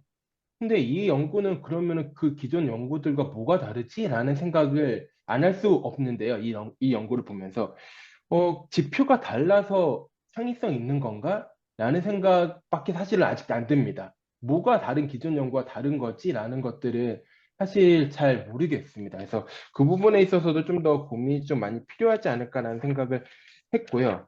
그 다음에 아까 전에 계속 처음에 말씀드린 것처럼 연결이라는 단어가 나와 있습니다. 그래서 메가시티가 아니라 메가시티랑은 뭐 대립되는 계획을 내가 얘기하려는 건 아니다라고 사전에 말씀하셨지만 어찌됐든 그 메가시티랑 대비가 될 수 있는 어떠한 분류가 될 수 있는 이야기를 생활권 연결 관점이다라고 말씀을 하셨는데 이 유형별로 이 지표를 냈을 때 이것이 다들 다 떨어져 있거든요. 파편적으로 다 떨어져 있는데 이게 무슨 연결이지라는 생각이 안 들 수가 없더라고요. 그래서 이것을 무슨 이야기를 하시려고 생활권 연결이라는 가지고 이야기하셨는지 지역별로 연결이 되어 있는 것도 아닌 것 같고 그래서 이것이 그냥 군집 분석으로 그냥 보여주는 것으로 그냥 유형 1, 유형 2 얘네들이 서로 다르다. 얘네들끼리 뭐 서로 그들만의 어떠한 규칙이 있다라고 이야기하는 것으로 하기에는 조금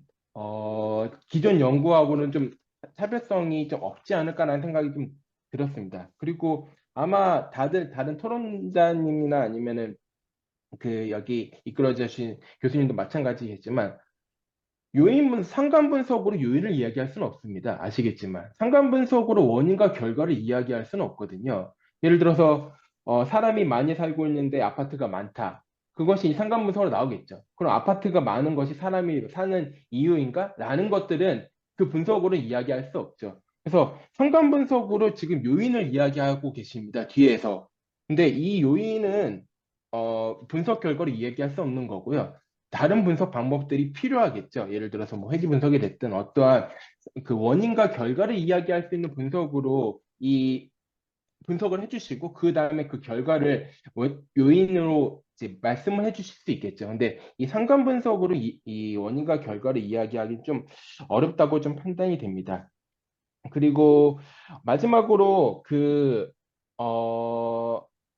결과에서 아까 전에 그 마지막 결과에서 이제 지도를 보면서 이제 이야기를 해주셨는데요.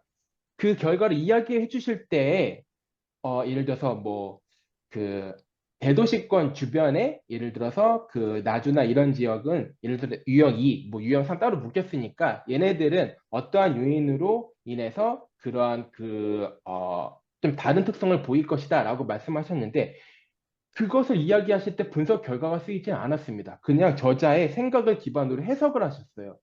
그거는 어떻게 보면은 이 분석 결과에 대한 기반으로 한 해석이 아니거든요. 그런 말씀을 하실 때에는 아까 전에 말씀하셨던 뭐 하다못해 상관 분석의 결과를 가지고라도 이야기를 하셔야 되는데 상관 분석의 결과를 가지고 이야기하신 게 아니라 그냥 그런 식으로 이 대도시권 주변으로 묶여 있으니까 이 지역은 어떠한 이유로 어떠한 특성으로 인해서 이러한 특성이 보일 것 같습니다라고 말씀하시는 거는 이 분석 해석에서 이야기할 수 없는 부분인 것 같습니다. 그래서 그러한 말씀을 해주시고 싶으시면은 분석 결과에서 아니면 분석의 과정에서 그러한 이야기를 담을 수 있는 분석 과정을 담으셔야지 이러한 결과까지 해석을 할 수 있지 않을까라는 생각을 좀 해보았습니다. 네, 이상입니다. 네, 장 교수님 또 세세하게 꼼꼼하게 많은 코멘트 주셨습니다. 아직 시간 조금 여유가 있어서 저도 몇 가지만 좀 의견을 드리겠습니다. 우리 또 김동민 선생님 그 박사과정 중에 계속 연구를 진행하시는 주제라고 생각을 하고 있고요. 그래서 또 앞으로 보완과 발전적인 많은 진행이 있으실 거라 생각이 듭니다.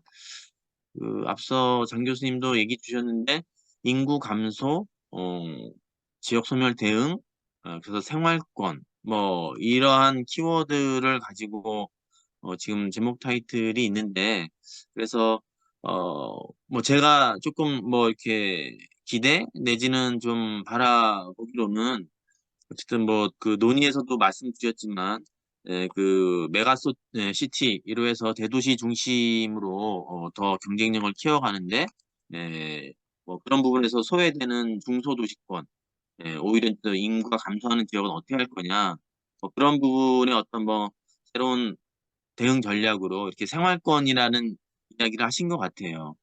그런데 이제 뒤에 결론에 보면 그런 것과 연결된 또 어떤 정책 지원, 이런 부분들이 이 분석 결과를 활용해서 어떻게 할 거냐, 균형 발전 내지는 어떤 뭐 소멸에 대응하기 위한 어떤 걸 할 거냐라는 게 구체적인 게 없는데, 이제 조금 더 후속 연구를 하신다고 치면 무언가 지금 이렇게 유형화, 내지는 그게 지표적인 것만이 아니고 결국은 이게 메가시티 내지는 뭐 중소도시권 내지는 소도시권 공간, 국토 공간, 공간 계획과 연결이 돼야 될 텐데 그걸 염두에 두고서 어떻게 묶을 것이냐.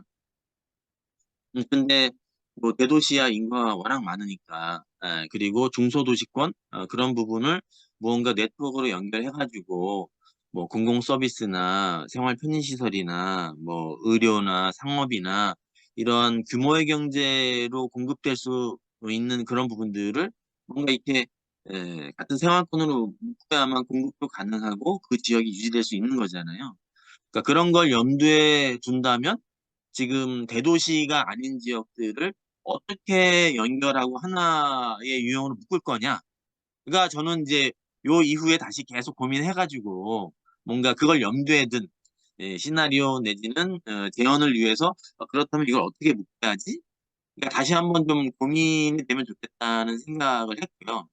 그렇게 다시 이제 돌아가서 보면 그 지금 군집 분석을 하셨는데 지금은 뒤에서는 나온 결과를 국토 전반에 뿌려서 유형별로 그게 어떻게 분포되느냐를 봤지만 사실은 아까 메가시티 또는 그 광역시와 연결된 주변 지역, 광역시랑 인접하지 않은 진짜 군지역 소지역이 있잖아요. 뭐 그런 부분들을 오히려 먼저 선제적으로 군집 분석의 주요 지표로 정해서 그걸 가지고 유형화하는 게 일단은 공간 전략, 이 컴팩 네트워크, 이 연계 전략이랑 연결하기에 수월하지 않을까 뭐 그런 생각을 좀 해봤고요. 그다음에 사실 본문에는 없어가지고 저는 좀 궁금했어요. 저는 뭐 개인적으로는 그 균형 발전 지표의 세세한 것들이 어떤 것들이 있고 그런 게 어떻게 지표화되는지까지 잘 모르고 있었는데 오늘 발표 자료에는 아까 있었는데 오늘 또 궁금했는데 간단하게 넘어가시더라고요. 그런데 중요한 거는 그 지표를 가지고 군집과 또 뭔가 유명화된 군집의 해석과 여러 가지를 하고 계신데 그런 중요함에 비교하면 지금 본문에서는 그 지표가 어떻게 산출되고 어떻게 정의되고 그런 지표는 어떤 주기로 나오고 이런 충분한 설명 제시가 없어서 뭐 그런 부분들은 나중에 뭐 독자를 위해서라도 좀 충분히 담아 주시면 좋을 것 같다. 뭐 이런 생각을 했고요. 고찰에 대한 부분은 세부 주제와 관련된 선행 연구랑 균형 발전 어떤 정책 흐름에 대한 고찰을 하셨는데 저는 제가 아까 말씀드린 그런 그 공간 전략, 압축 연계, 특히 소멸 위기에 있는 지역들이 어떻게 함께 연계해서 살아남을 건가라고 하는 그런 소도시권의 뭐 그런 생활권에 대한 논의가 최근에 좀 있으니까 뭐 그런 논의들을 조금 더 담아 보시면 요 연구의 의미가 조금 더 드러날 수 있지 않을까 뭐 그런 생각을 좀 해봤고요.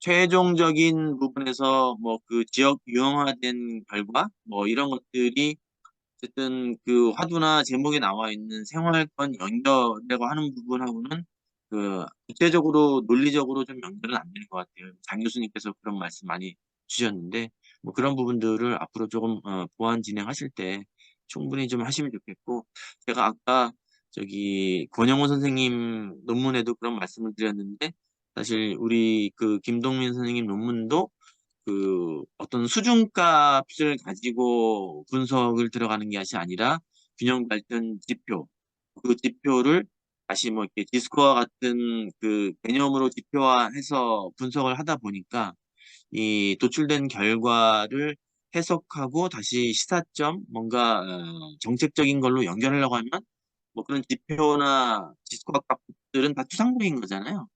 뭐 그런 부분에서는 뭐 인구의 규모라든가 어떤 뭐 지표값의 수준을 가지고 지금 유형화된 지역의 특성을 조금만 담아서 나중에 시사점 연결이 현실 접목할 할 수 있도록 좀 서술해 주시면 훨씬 더 전달력이 있지 않을까 그런 생각도 좀 해봤습니다.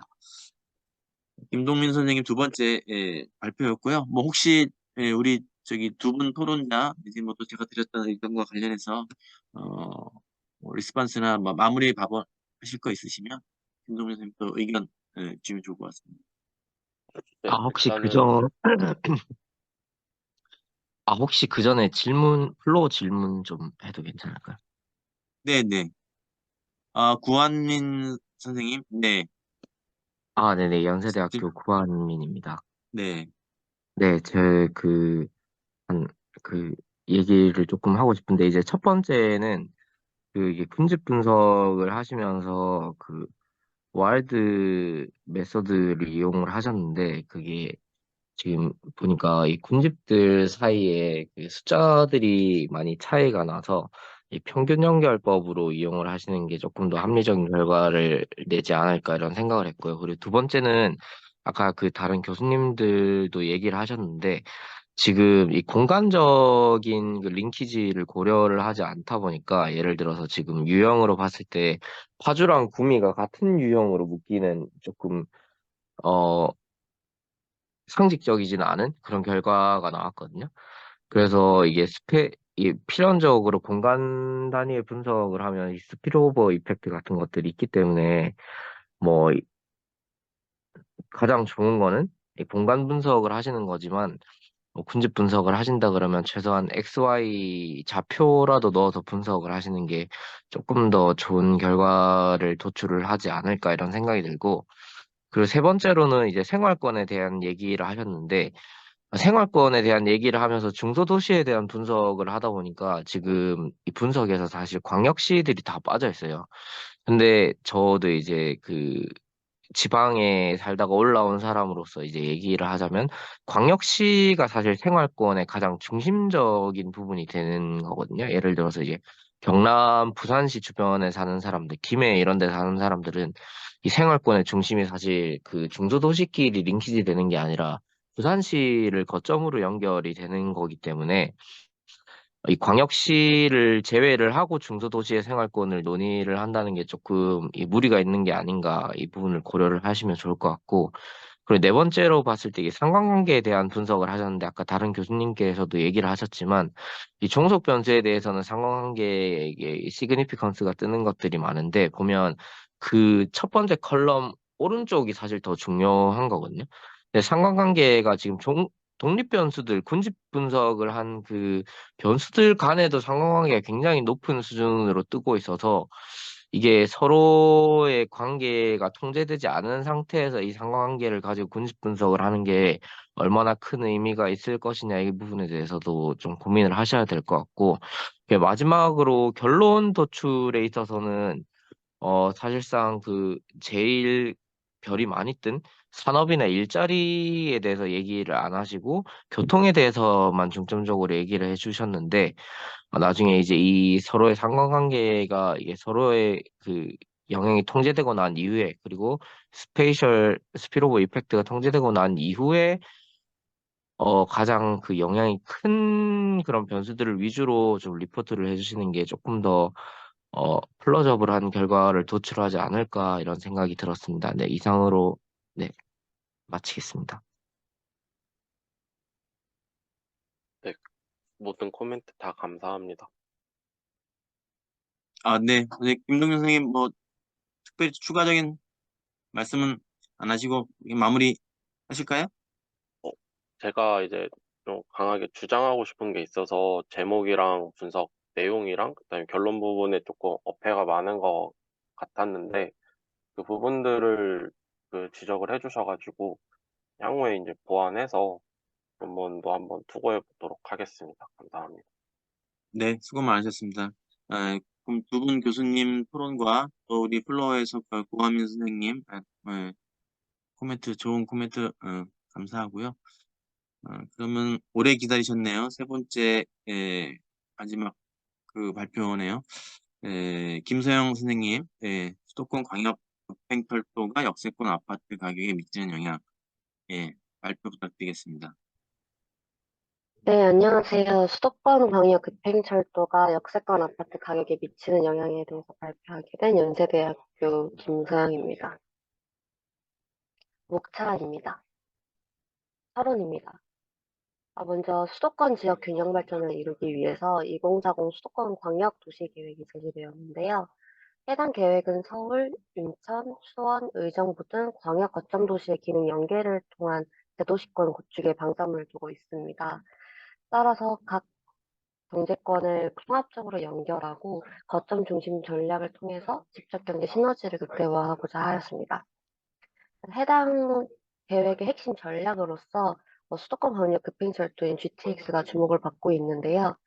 기존의 광역철도 같은 경우에는 완행 목적으로 운행 시간이 길게 소요되다 보니까 일상적인 교통 수요는 부응하지 못해 새로운 광역교통 수단에 대한 필요성이 대두된 설정이었습니다.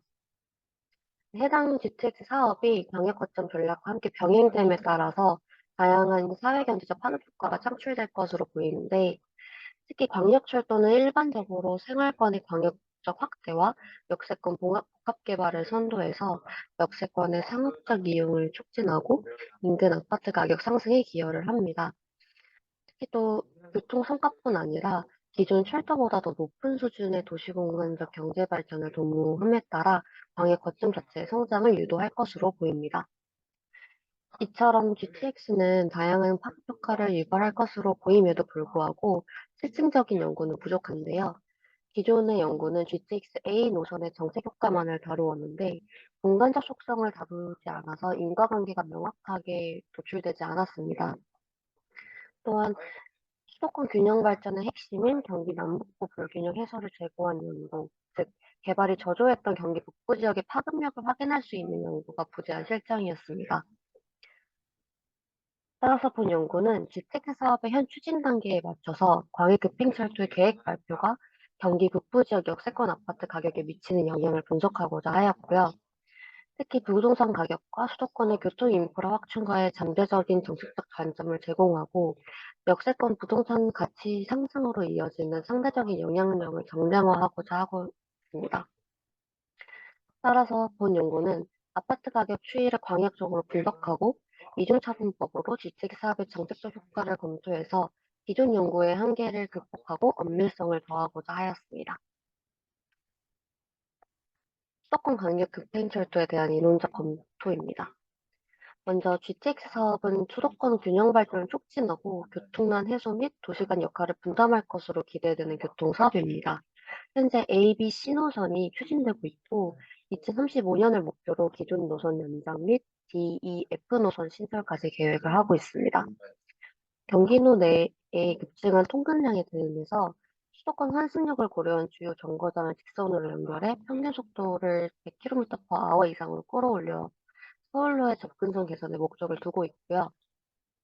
이를 통해서 개통이 되었을 때 하루 100만 명이 이용하고 수도권 출퇴근 시간이 30분대로 줄어드는 등의 수도권 인구의 77%가 직간접적인 혜택을 누릴 것으로 보고 있습니다. GTX 노선은 그중에서도 경기 남북부를 종적으로 관통하는 유일한 노선으로 남북부 균형 발전에 있어서 핵심 노선으로 비춰지고 있는데요. 특히 2040 수도권 광역 도시계획에서 언급되었던 광역 거점 도시 4곳 중에 의정부, 수원을 기종점으로 거의 있다시피 해서 운영을 하다 보니까 수도권 균형 발전에 더 긴밀하게 연결되어 있는 것으로 보았습니다. 해당 사업은 2023년에 착공을 고시하였고 표 1과 같이 진행이 되었습니다. 이에 따라서 언론에서도 경기 북부 지역의 부동산 가격 급등을 잇따라 보도를 하고 있지만 아까 말씀드린 대로 실증 분석은 이루어지지 않았고요. 단순히 실거래 가격만의 변동을 비교함을 따라서 가격 급등만을 보도하고 있다 보니까 실제로 이 실거래가의 변동이 GTX 사업으로 기인한 것인지 파악하기 위해서 또 해당 사업의 정책 효과를 명확하게 규명하기 위해서 본 연구가 진행되었습니다. 다음은 광역철도와 아파트 가격의 관계에 대한 검토입니다. 먼저 광역철도는 일반적으로 교통망 확대와 역세권 인프라 개발을 선도하기 때문에 다양하게 파급 효과가 창출되고 그중에서도 경제적인 파급 효과는 인근 부동산 시장으로 직결이 됩니다. GTX의 모태가 되는 사업인 영국 크로스레일 사업은 주요 업무 지구와의 접근성 개선을 통해서 인근 주거 수요가 증가하였고 부동산 가치도 급격하게 상승하였는데 이는 통근 시간 절감이 주거 이동을 유도하고 집정적 근저로 인해서 자산 가치가 상승한 것으로 해석되었습니다. GTX도 동일하게 통근체증 해소, 그리고 업무 지구와의 접근성 개선 등을 목적으로 진행되었음을 감안한다면 부동산 시장에 대한 파급 효과가 클 것으로 보입니다. 이러한 파급 효과는 발표 효과로 개발이 가시화됨에 따라서 개통 이전부터 사업이 진행됨에 따라 부동산 시장의 전환적 가치가 반영됩니다. 아무래도 계획 발표는 개발 정보가 구체화됨에 따라서 사업의 불확실성도 줄어들 뿐만 아니라 개통이나 착공 시점뿐만 아니라 계획 발표 시점에서는 명시적으로 접근성 개선에 상응하는 지역 혼잡 효과나 소음 등의 부정적 효과가 드러나지 않기 때문에 다른 시점보다 더 큰 폭으로 자산 가치가 오르는 것으로 나타났습니다. 실제로 주택 신노선에서도 계획 발표 이후 핵심 영향권인 경기 지역에서 가치 상승 효과가 나타나고 있고 이에 따라 기개발되었던 경기 남부보다 북부 지역이 더욱 주목받고 있습니다. 기존에도 실제로 경기 남부 지역과 북부 지역의 불균형 문제가 대두되었고 특히 경기 남부 지역의 개발 기회가 집중되다 보니까 부동산 시장 양극화 문제가 심각하게 대두되고 있었는데요. 이에 따라서 2040 수도권 광역도시계획에서 의정부시를 경기 북부의 광역 거점으로 선정하였고 GTX-C 노선의 핵심 정차역으로서 꼽히고 있다 보니까 GTX 사업의 파급 효과가 경기 남북 부동산 시장의 불균형 해소까지 영향을 미칠 것으로 보고 있습니다. 또한 역과의 접근성이 부동산 가치 상승에 밀접한 영향이 있다는 연구가 다수 도출됨에 따라서 역세권 아파트에 영향력을 제고하고자 하였습니다. 특히 역에 가까울수록 역 주변에서 발생할 수 있는 잠재적 혜택까지 반영되어서 부동산 가치에 강하게 영향력이 표출되었고요. 하지만 역세권의 경우에는 변명으로 명확하게 공간적 거리로 제시되어 있지 않다 보니까 역세권 기준에 대한 고찰이 필요하였습니다. 그래서 광역급행철도 같은 경우에는 기존 철도보다 평균 속도도 높고 수도권 전 지역으로 영향권도 훨씬 넓기 때문에 통상적으로 역세권으로 다루는 300m, 500m 정도의 역세권 범위와는 다를 것으로 예상을 했습니다. 또한 광역철도 관련 연구에서 보행권인 역반경 1km까지 아파트 실거래가에 유의미한 영향을 미쳤던 것을 고려함에 따라 역세권 기준을 그에 따라서 선정하고자 하였습니다. 이에 따라 도출된 연구 가설은 다음과 같습니다. GTX-C 노선의 계획 발표는 경기 북부의 GTX 역세권 아파트 가격에 정의 영향을 미친다입니다. 따라서 본 연구는 경기 북부 지역 내 GTX-C 노선 운행 지역을 대상으로 계획 발표 전후에 아파트 가격이 어떻게 변화하는지에 대해서 정책 평가 방법인 이중차분법을 활용해서 실증 분석을 하였습니다. 이를 통해서 내생성을 최소화하고 주변 아파트 가격에 대한 GTX 사업 정책적 영향력을 엄밀하게 측정하고자 하였습니다. 다음은 분석 방법입니다. 먼저 이중차분법은 정책의 인과효과를 추정할 수 있는 준실험 설계로 정책 영향을 받는 차트 집단과 받지 않은 통계 집단을 구분하여서 정책 시행 전후에 집단 내 변화와 집단 간 변화를 빼는 두 번의 차분을 함으로써 정책적 영향력만을 추정을 하고요. 특히 이렇게 두 번을 차분하는 과정에서 관측이 불가능한 요인을 제거함으로써 정책 효과를 더 엄밀하게 도출할 수 있었습니다. 또한 관측이 가능했던 요인은 통제 변수로 영향을 더 통제하고자 하였습니다. 이에 따라 정책적 효과가 나타나는 지역과 나타나지 않는 지역에 대해서 공간 변수, 그리고 정책 시행 전후에 대한 시간 변수, 또 두 변수 간의 상호작용 변수를 추가함으로써 정책적 영향력을 도출하고자 하였고요.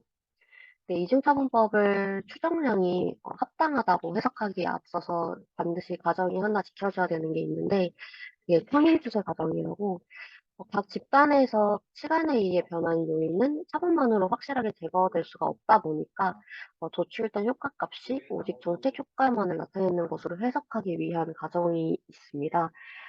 따라서 이 과정은 정책이 시행되지 않았을 때 정책 수혜 집단과 비수혜 집단의 종속 변수 값이 정책 시행 전으로 상승 혹은 감소 정도가 비슷할 것이다 라고 예상을 하는 거고요.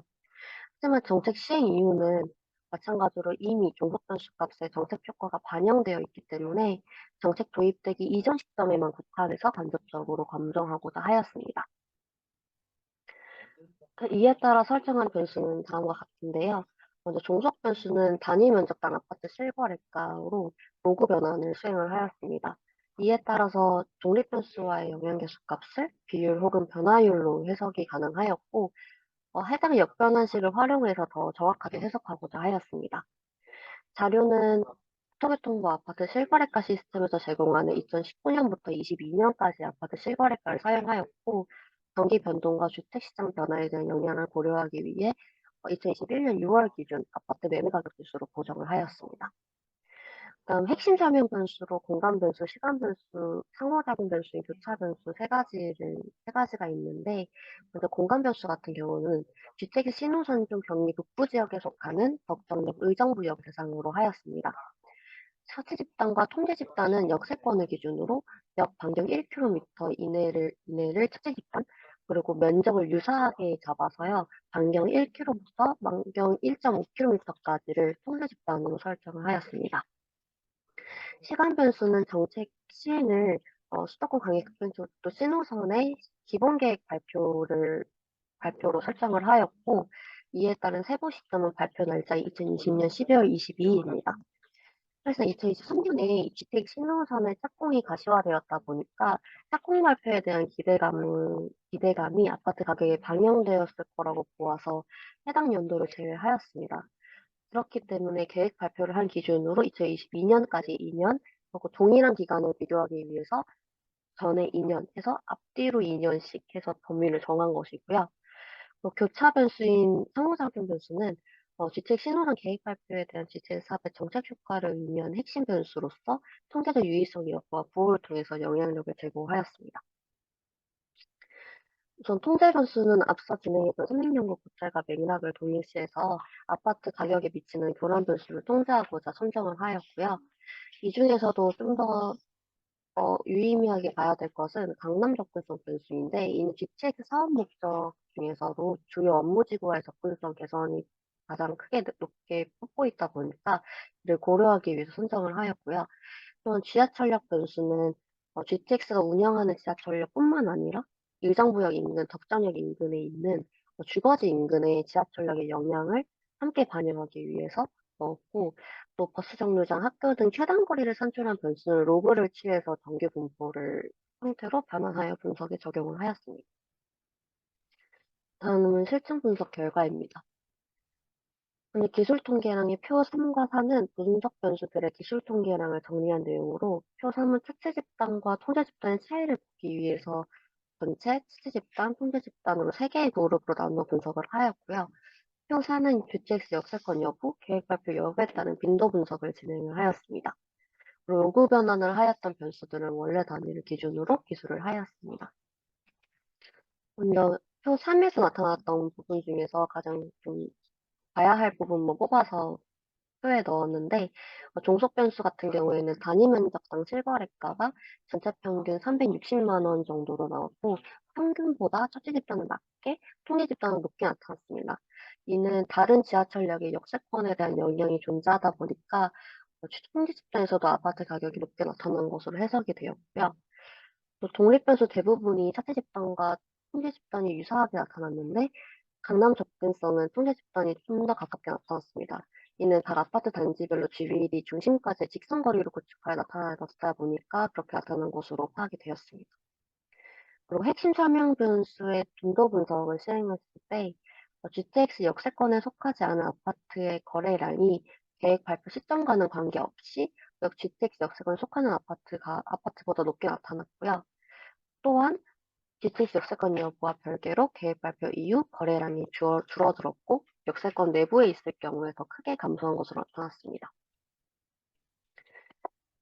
이는 이제 아파트 가격에 대한 시계열적으로 추이를 보기 위해서 진행한 분석인데요.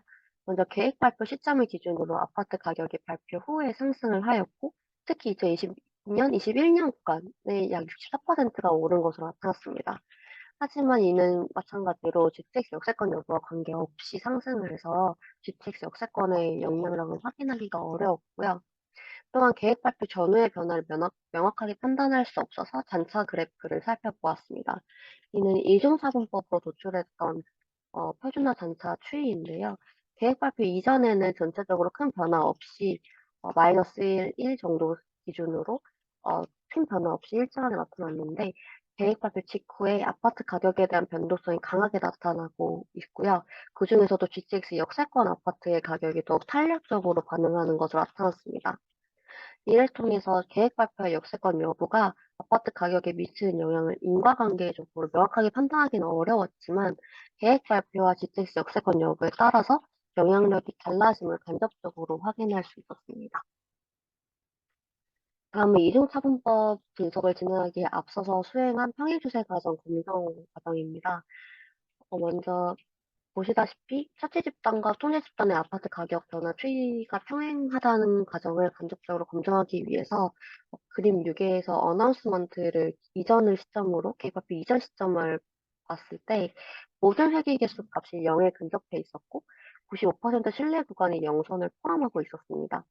따라서 추정된 차익 값이 5% 신뢰 수준에서 통계적으로 유의미하지 않아 이는 두 집단 간의 차이가 없다는 기록가설을 기각할 수가 없음을 의미해서 이는 첫째 집단과 통째 집단의 종속 변수 값이 정책 시행 전후로 상승 혹은 감소 정도가 비슷한 것으로 보았습니다.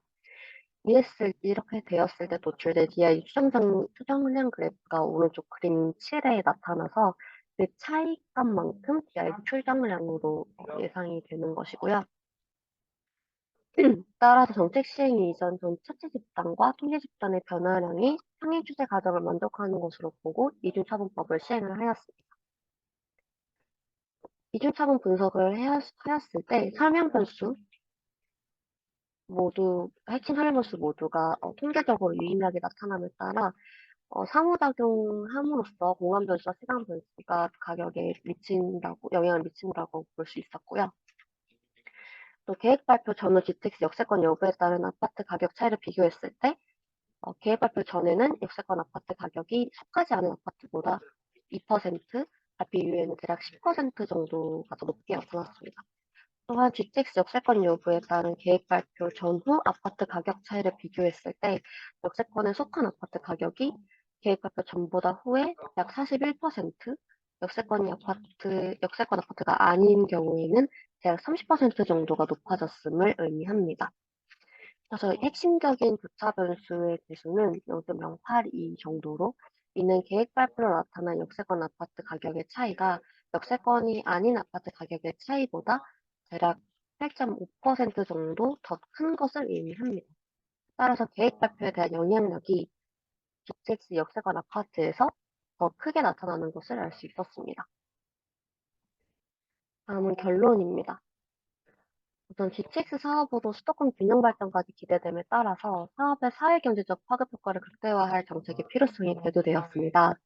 하지만 이러한 연구는 부족하고 또한 2024년 1월에 신호선이 착공되면서 실증 분석의 필요성이 한층 커진 실정이고요. 따라서 이중차분법을 활용해서 해당 노선의 계획 발표가 경기 북부 지역의 GTX 역세권 아파트 가격에 미치는 영향을 추정하고자 하였습니다. 실계 분석 결과 계획 발표를 기점으로 GTX 역세권 아파트 가격의 변동성이 더 강하게 나타났는데요. 이는 GTX 신호선 역세권 여부에 따라 전체 패턴이 다르게 나타난 것을 미루어 보았을 때 GTX 역세권이라는 공간에 대한 부동산의 상대적인 위치 효과가 반영되어서 정책 변화에 더 민감한 것으로 해석을 하였습니다. 물론 아까도 말씀드린 대로 인과적 영향을 미친다고 단정 짓기는 어려웠지만 시간적 요인뿐만 아니라 공간적 요인까지 제고하는 것이 GTX 사업의 정책 효과를 명확하게 확인할 수 있었음을 시사하였습니다. 이중차분 분석 결과 GTX 노선의 계획 발표로 GTX 역세권 아파트 가격이 비역세권 아파트 가격보다 약 9% 정도 상승한 것으로 나타났는데 이는 계획 발표 후에 사업이 가시화됨에 따라 GTX 노선 개통 이후에 대한 기대감이 반영된 것으로 보았고요. 그 중에서도 사업 단계 중에 계획 발표가 자산가치 상승에 유의한 영향이 있는 것으로 밝혀졌었던 선행연구와도 계를 같이 하였습니다. 특히 GTX 역세권 아파트 가격은 역세권 인프라 복합 개발에 대한 잠재적 수혜가 반영된, 즉 도심으로의 접근성 개선뿐만 아니라 역세권에 갖춰질 여러 인프라에 대한 영향력이 입지 프리미엄으로서 작용함에 따라 GTX 역세권이 아닌 아파트보다도 높게 나온 것으로 해석을 하였습니다. 이를 토대로 도출한 정책적 시사점입니다. GTX 신노선에 대한 경제적 파급 효과를 고려한 주택 공급 및 투자 수요에 대한 탄력적인 정책적 대응이 필요함을 시사를 하였습니다. 아까도 말씀드렸던 모태가 되었던 크로스레일 개발 사업의 경우에도 실제로 주택 가격이 평균 22%가 상승하였는데 특히 역세권 주택 가격은 역과 가까울수록 47%, 42% 정도로 증가를 함에 따라 더 높게 가격이 올랐고요. 동일한 기간을 얻는 전체 지역의 주택 가격이 평균 14% 정도를 상회했음을 고려를 하면 크로스레일 개발 사업이 당시 부동산 시장을 주도하였음을 보여줍니다. 이처럼 주택 사업 역시 운행 지역의 주택 가격이 높게 상승할 것으로 보이고 GTX 역세권에 속한 아파트의 경우에서 큰 영향을 받을 것으로 예상됩니다. 현재 시점에도 경기 북부 지역의 GTX 역세권 아파트의 가격의 상승폭이 관찰되는 것은 해당 구역에 대한 높은 수요를 방증하고 있고, 이에 따라 수요에 따른 매매 가격의 상승은 부동산 시장이 과열될 수 있기 때문에 정책적 보호 장치가 필요한 것으로 보입니다. 특히 GTX 신호선은 24년도에 착공하고 28년도에 개통 예정이기 때문에 사업 단계에 따라 변동하는 부동산 시장의 수요에 대응해서 개통 시점까지 정책적 제관을 더욱 견고히 할 필요성이 있었습니다. 이에 따른 연구에 의의는 수도권을 관통하는 GTX 신호선의 정책 효과를 분석하고 해당 사업의 역세권 아파트 가격에 미치는 영향을 실증 분석하였음에 의의가 있고요. 이를 통해서 GTX 추가 확충 논의에 따른 정책 효과 분석의 기초 자료로 활용될 수 있을 것으로 기대하고 있습니다. 이상으로 발표 마치겠습니다. 감사합니다. 네, 김소영 선생님, 발표 잘 들었고요. 그러면 동일하게 우리 그 경성민 교수님, 먼저 코멘트 듣도록 하겠습니다. 네, 정말 재미있는 논문입니다. 특히 부동산 시장에서 최근에 가장 이슈화가 되고 있는 GTX의 개통에 따른 부동산 시장의 변화에서 최근에 연구는 없는 걸로 알고 있고, 저희 김세영 선생님께서 처음으로 이런 연구를 하셔서 매우 의미가 있는 것으로 보입니다. 다만, 본 연구에서는 공간 변수, 시간 변수, 그리고 교차 변수, 통제 변수를 이용해서 발표 전후를 통해서 다양하게 연구를 해서 아파트 가격에 영향을 미친다는 그런 결론을 가져왔는데요. 다만 본 연구에서 좀 저희가 여러 가지로 고려돼야 할 부분이 좀 더 있다고 생각을 하고 있습니다. 왜냐하면 아시다시피 GTX 같은 경우에는 워낙 투자 비용이 많이 들어가는 사업이고 특히 GTX C 노선 같은 경우에는 지금 2028년에 개통 예정이라고 했지만 지금 개통 시기도 미정이기 때문에 그냥 발표를 한 전후에 비교했을 때는 일시적인 효과로 아파트의 상승으로 볼 수는 있지만 개통까지의 장기적인 시간으로 봤을 때 이게 계속 아파트의 상승과 여러 가지의 효과를 가져다 줄 수 있을지에 대한 미지수가 있고요. 그리고 참 재밌는 게 앞에 다른 분 논문에서는 중소도시를 어떻게 하면 더 균형적으로 발전을 시키겠다는 논문인데 이 논문은 반대로 경기 북부에 있는 이런 중소도시들이 오히려 수도권과 메가시티로 유입이 되면서 또 새로운 인구 유입이 오히려 수도권으로 가면서 더 많은 일자리가 많은 수도권으로 가지 않나 하는 생각이 듭니다. 그래서 참 앞의 논문과 우리 김세영 선생님 논문이 참 어떻게 보면 모순되면서도 참 재밌는 논문인 것 같습니다. 이상 저희 의견을 마치겠습니다. 네, 감사합니다.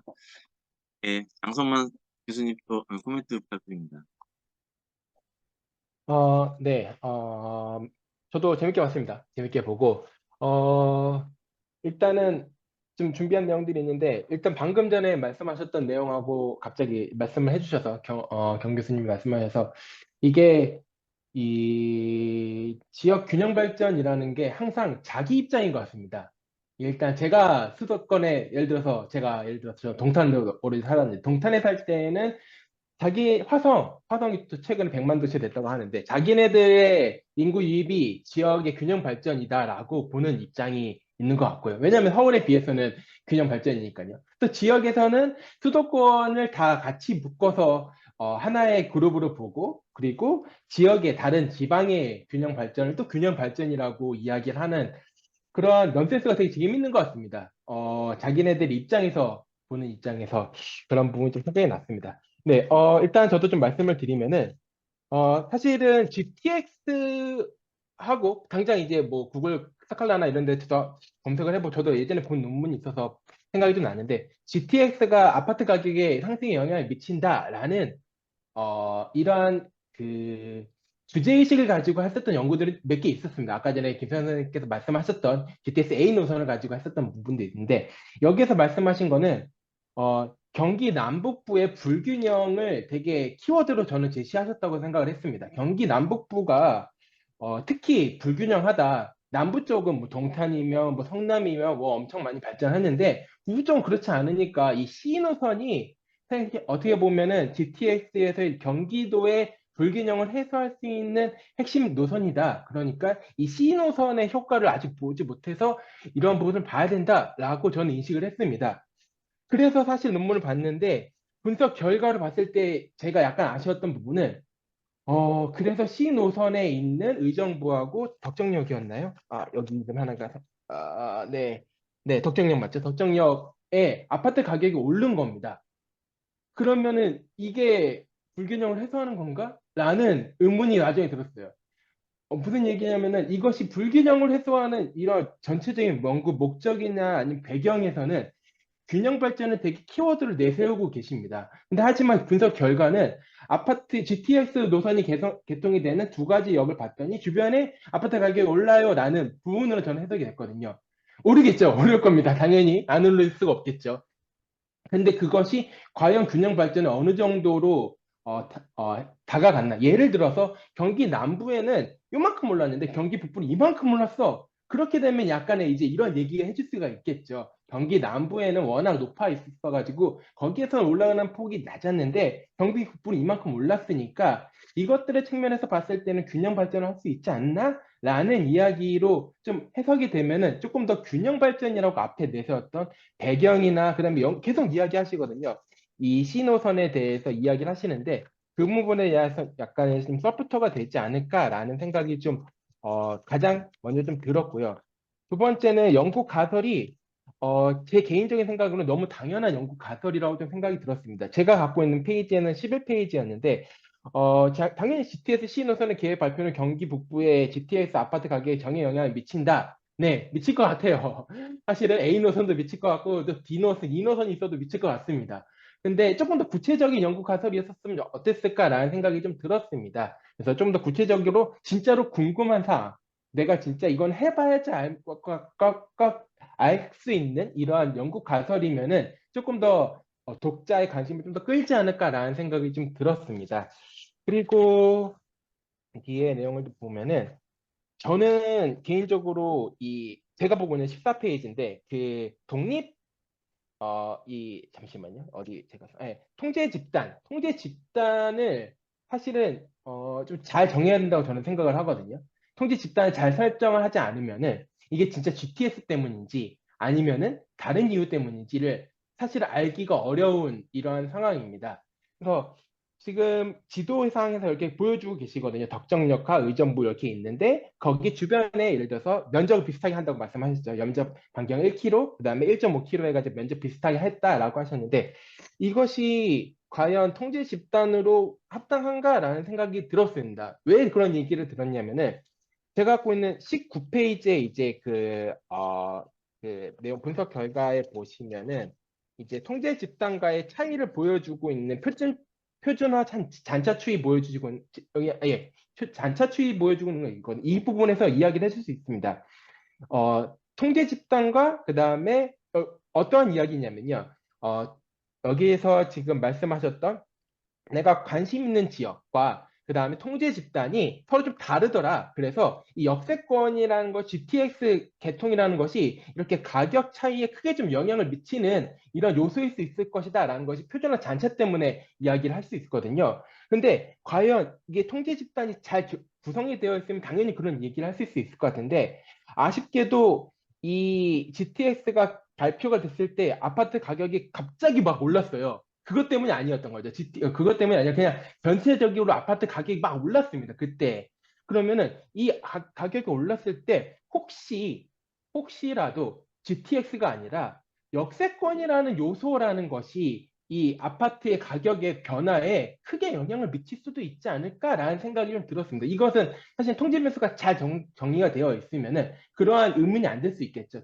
그런 거는 통제 집단에서 이미 걸러냈어. 역세권이 미칠 수 있는 영향은 이미 그 아파트 가격이 급등했을 때 미칠 수 있는 잔차나 이런 흔들림은 막을 수 있어라고 통계 집단에서 잘 거슬러낼 수 있으면 되는데, 이것이 GTS 때문인지 혹은 이 아파트 가격이 급등했을 때 역세권이라는 애가 이러한 잔차의 변화를 일으킬 수 있는지라는 것들은 사실은 잘 모르겠어요. 이게 통계 집단이 이 그림에서 봤을 때는 법정역은 여기 하나고, 그 다음에 의정부역 주변에는 여기 있습니다. 주변에 역세권이 있긴 한데 의정부 노선역이에요. 의정부 노선은 진짜 전 사실 한 번도 이용 안 해봐가지고 이용 얼마나 되는지 모르겠는데 역세권이라는 의미가 있나? 라는 생각이 좀 들면서, 그러한 부분에서의 통제 집단은 과연 합당한가라는 생각이 좀 들었습니다. 그래서 그것에 대해서 조금 더 이것이 정말로 잘 정의가 되어 있는 통제 집단이다라는 것을 한번 좀 이렇게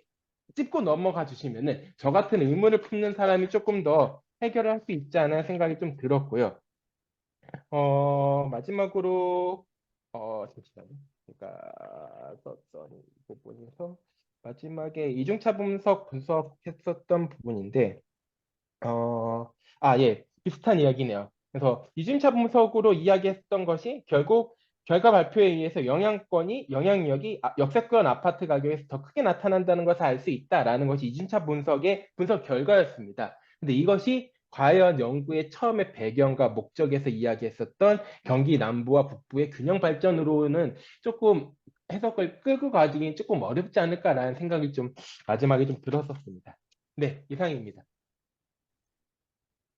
네, 장 교수님 또 세세하게 꼼꼼하게 많은 코멘트 주셨고요.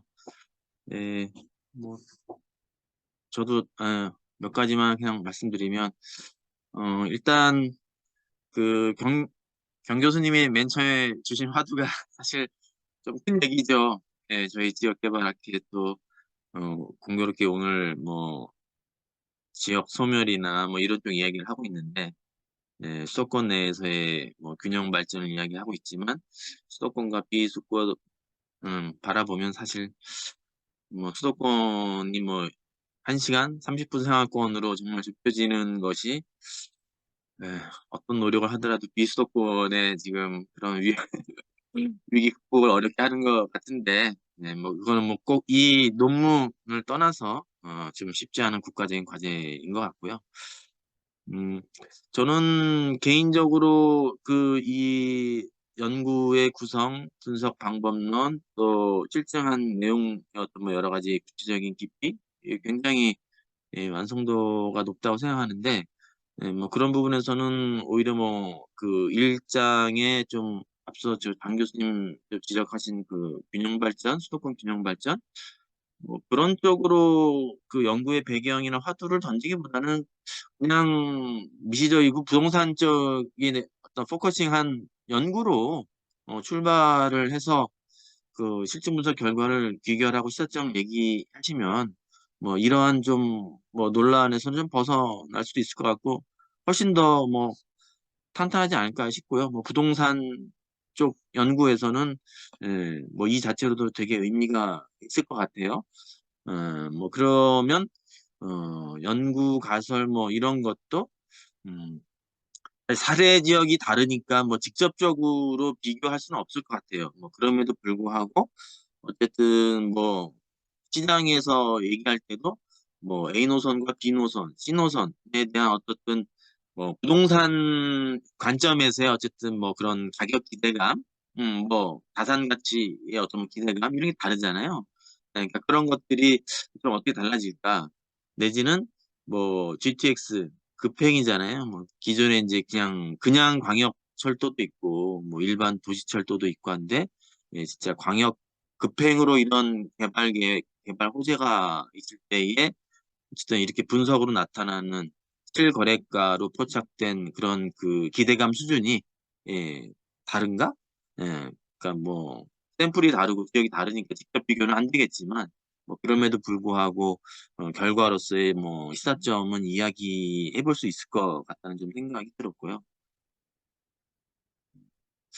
그다음에 그, 그 통제 집단에 대한 부분 말씀 주셨는데 제가 아주 꼼꼼히 본 건 아니었고 다만 그러니까 어디 그 적정력이나 이런 데 보면 여기가 음, 아주 그 시가화된 지역은 아닐 텐데 이렇게 비교할 만큼 아파트 재고가 많을까? 뭐 그렇게 분석할 만큼 실거래량이 많았을까? 뭐 이런 생각을 해서 한번 보긴 했어요. 그래서 뭐 자료는 그 정도는 있는 것 같긴 한데 뭐 그런 부분에서는 이제 더 디테일하게 들어가면 아마 분석 과정에서는 뭐 그런 고민으로 매니지를 했을 것 같은데 사실은 뭐 이렇게 재고가 많지 않고 거래량이 많지 않을 때는 뭔가 그 이상치에 의한 영향도 되게 클 텐데 그런 부분들 고민되는 상황은 없었을까? 뭐 그런 생각도 한번 궁금했고요. 그다음에 어, 분석 여기 집 변수 처리 같은 거 보게 되면 사실 그 거리 변수, 이 통제 변수에 그 거리 변수가 많은데 대부분 다 직선 거리를 쓰셨던데 우리가 이제 뭐 그런 우스갯소리도 얘기하잖아요. GTX가 굉장히 장거리를 빠르게 시간을 단축할 거다라고 긍정적인 얘기를 하지만 이제 대심도로 들어가니까 역으로 들어가고 역 안에서 지하로 깊이 들어가는 시간만도 꽤 소요가 돼서 실제 시간 측면에서의 접근성이 얼마나 개선될 거냐라는 이야기들도 있는데 뭐 그런 부분에서는 여기 지금 여러 가지 뭐 통제 집단, 처치 집단 뭐 그 사이에 뭐 그 미묘한 부분도 직선거리보다는 어쨌든 시간거리 또 그 저기 GBD와의 거리도 사실은 뭐 그게 교통수단과 노선망이 어떻게 되느냐에 따라서 시간 거리는 되게 다를 것 같은데 그런 부분이 조금 의아하거나 약간 좀 아쉬웠고요.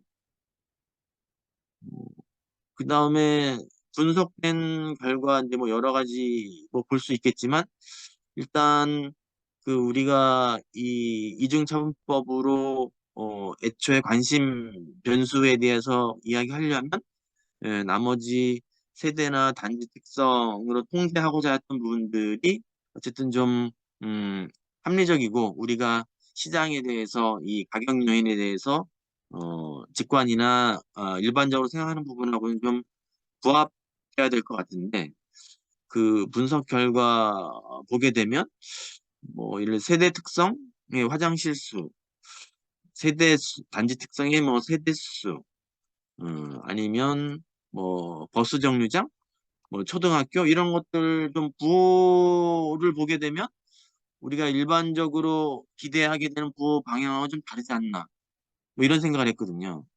그러니까 일단은 독립 변수의 통제 변수가 좀 합리적이고 적정해야 그다음에 어쨌든 이 축색 모형이 크게 문제가 없으니 애초에 관심 변수 이중 차분으로 했었던 우리 GTX 영향을 깊이 있게 논의할 것 같은데 뭐 그런 부분에서는 음, 조금 더 한번 살펴보시면 어떨까 싶었습니다.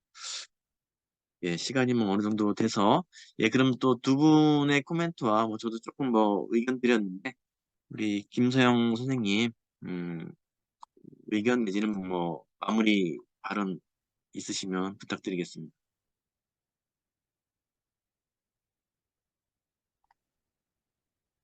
의견 감사합니다. 반영해서 연구 좀 디벨롭 하도록 하겠습니다. 감사합니다. 네. 뭐, 세 분 오늘 발표, 그 연구의 진행 사항은 뭐 충분히 모르겠지만, 굉장히 뭐, 지역, 국가 균형 발전, 뭐, 지역의 어떤 뭐 위기와 소멸 위기, 이제 또 수도권에 제일 화두가 되는 뭐 그런 GTX와 관련된 이슈를 세 분의 연구자께서 또 각각의 어떤 연구 방법론으로 많은 고민과 좀 깊이 있는 연구를 해주신 것 같고요. 또 두 분 교수님께서 많은 연구 경험, 또 이런 것들이 뭐 연구로 끝나는 것이 아니라 정책이나 어떤 뭐 지원 제도랑 또 연결이 돼야 될 텐데 그런 부분에서 또 연구자께서 고민해야 될 부분도 또 여러 가지 다양하게 말씀을 주신 것 같고요. 저도 또 세 분의 연구 통해서 최근에 어쨌든 이슈, 또 연구 방법론, 뭐 저도 접하고 또 저도 배우게 된 기회인 것 같고요. 오늘 토론해 주신 두 분 교수님, 또 좋은 연구로 발표해 주신 세 분의 발표자님, 또 플로어에 계시면서 또 좋은 아주 깊이 있는 코멘트 해 주신 분까지 해서 모두 수고 많으셨고요. 이렇게 해서 저희 대학원생 세션 발표 이렇게 마무리하도록 하겠습니다. 네, 수고 많으셨습니다. 마무리하겠습니다. 감사합니다. 감사합니다. 감사합니다. 고생하셨습니다. 수고하셨습니다. 감사합니다. 감사합니다.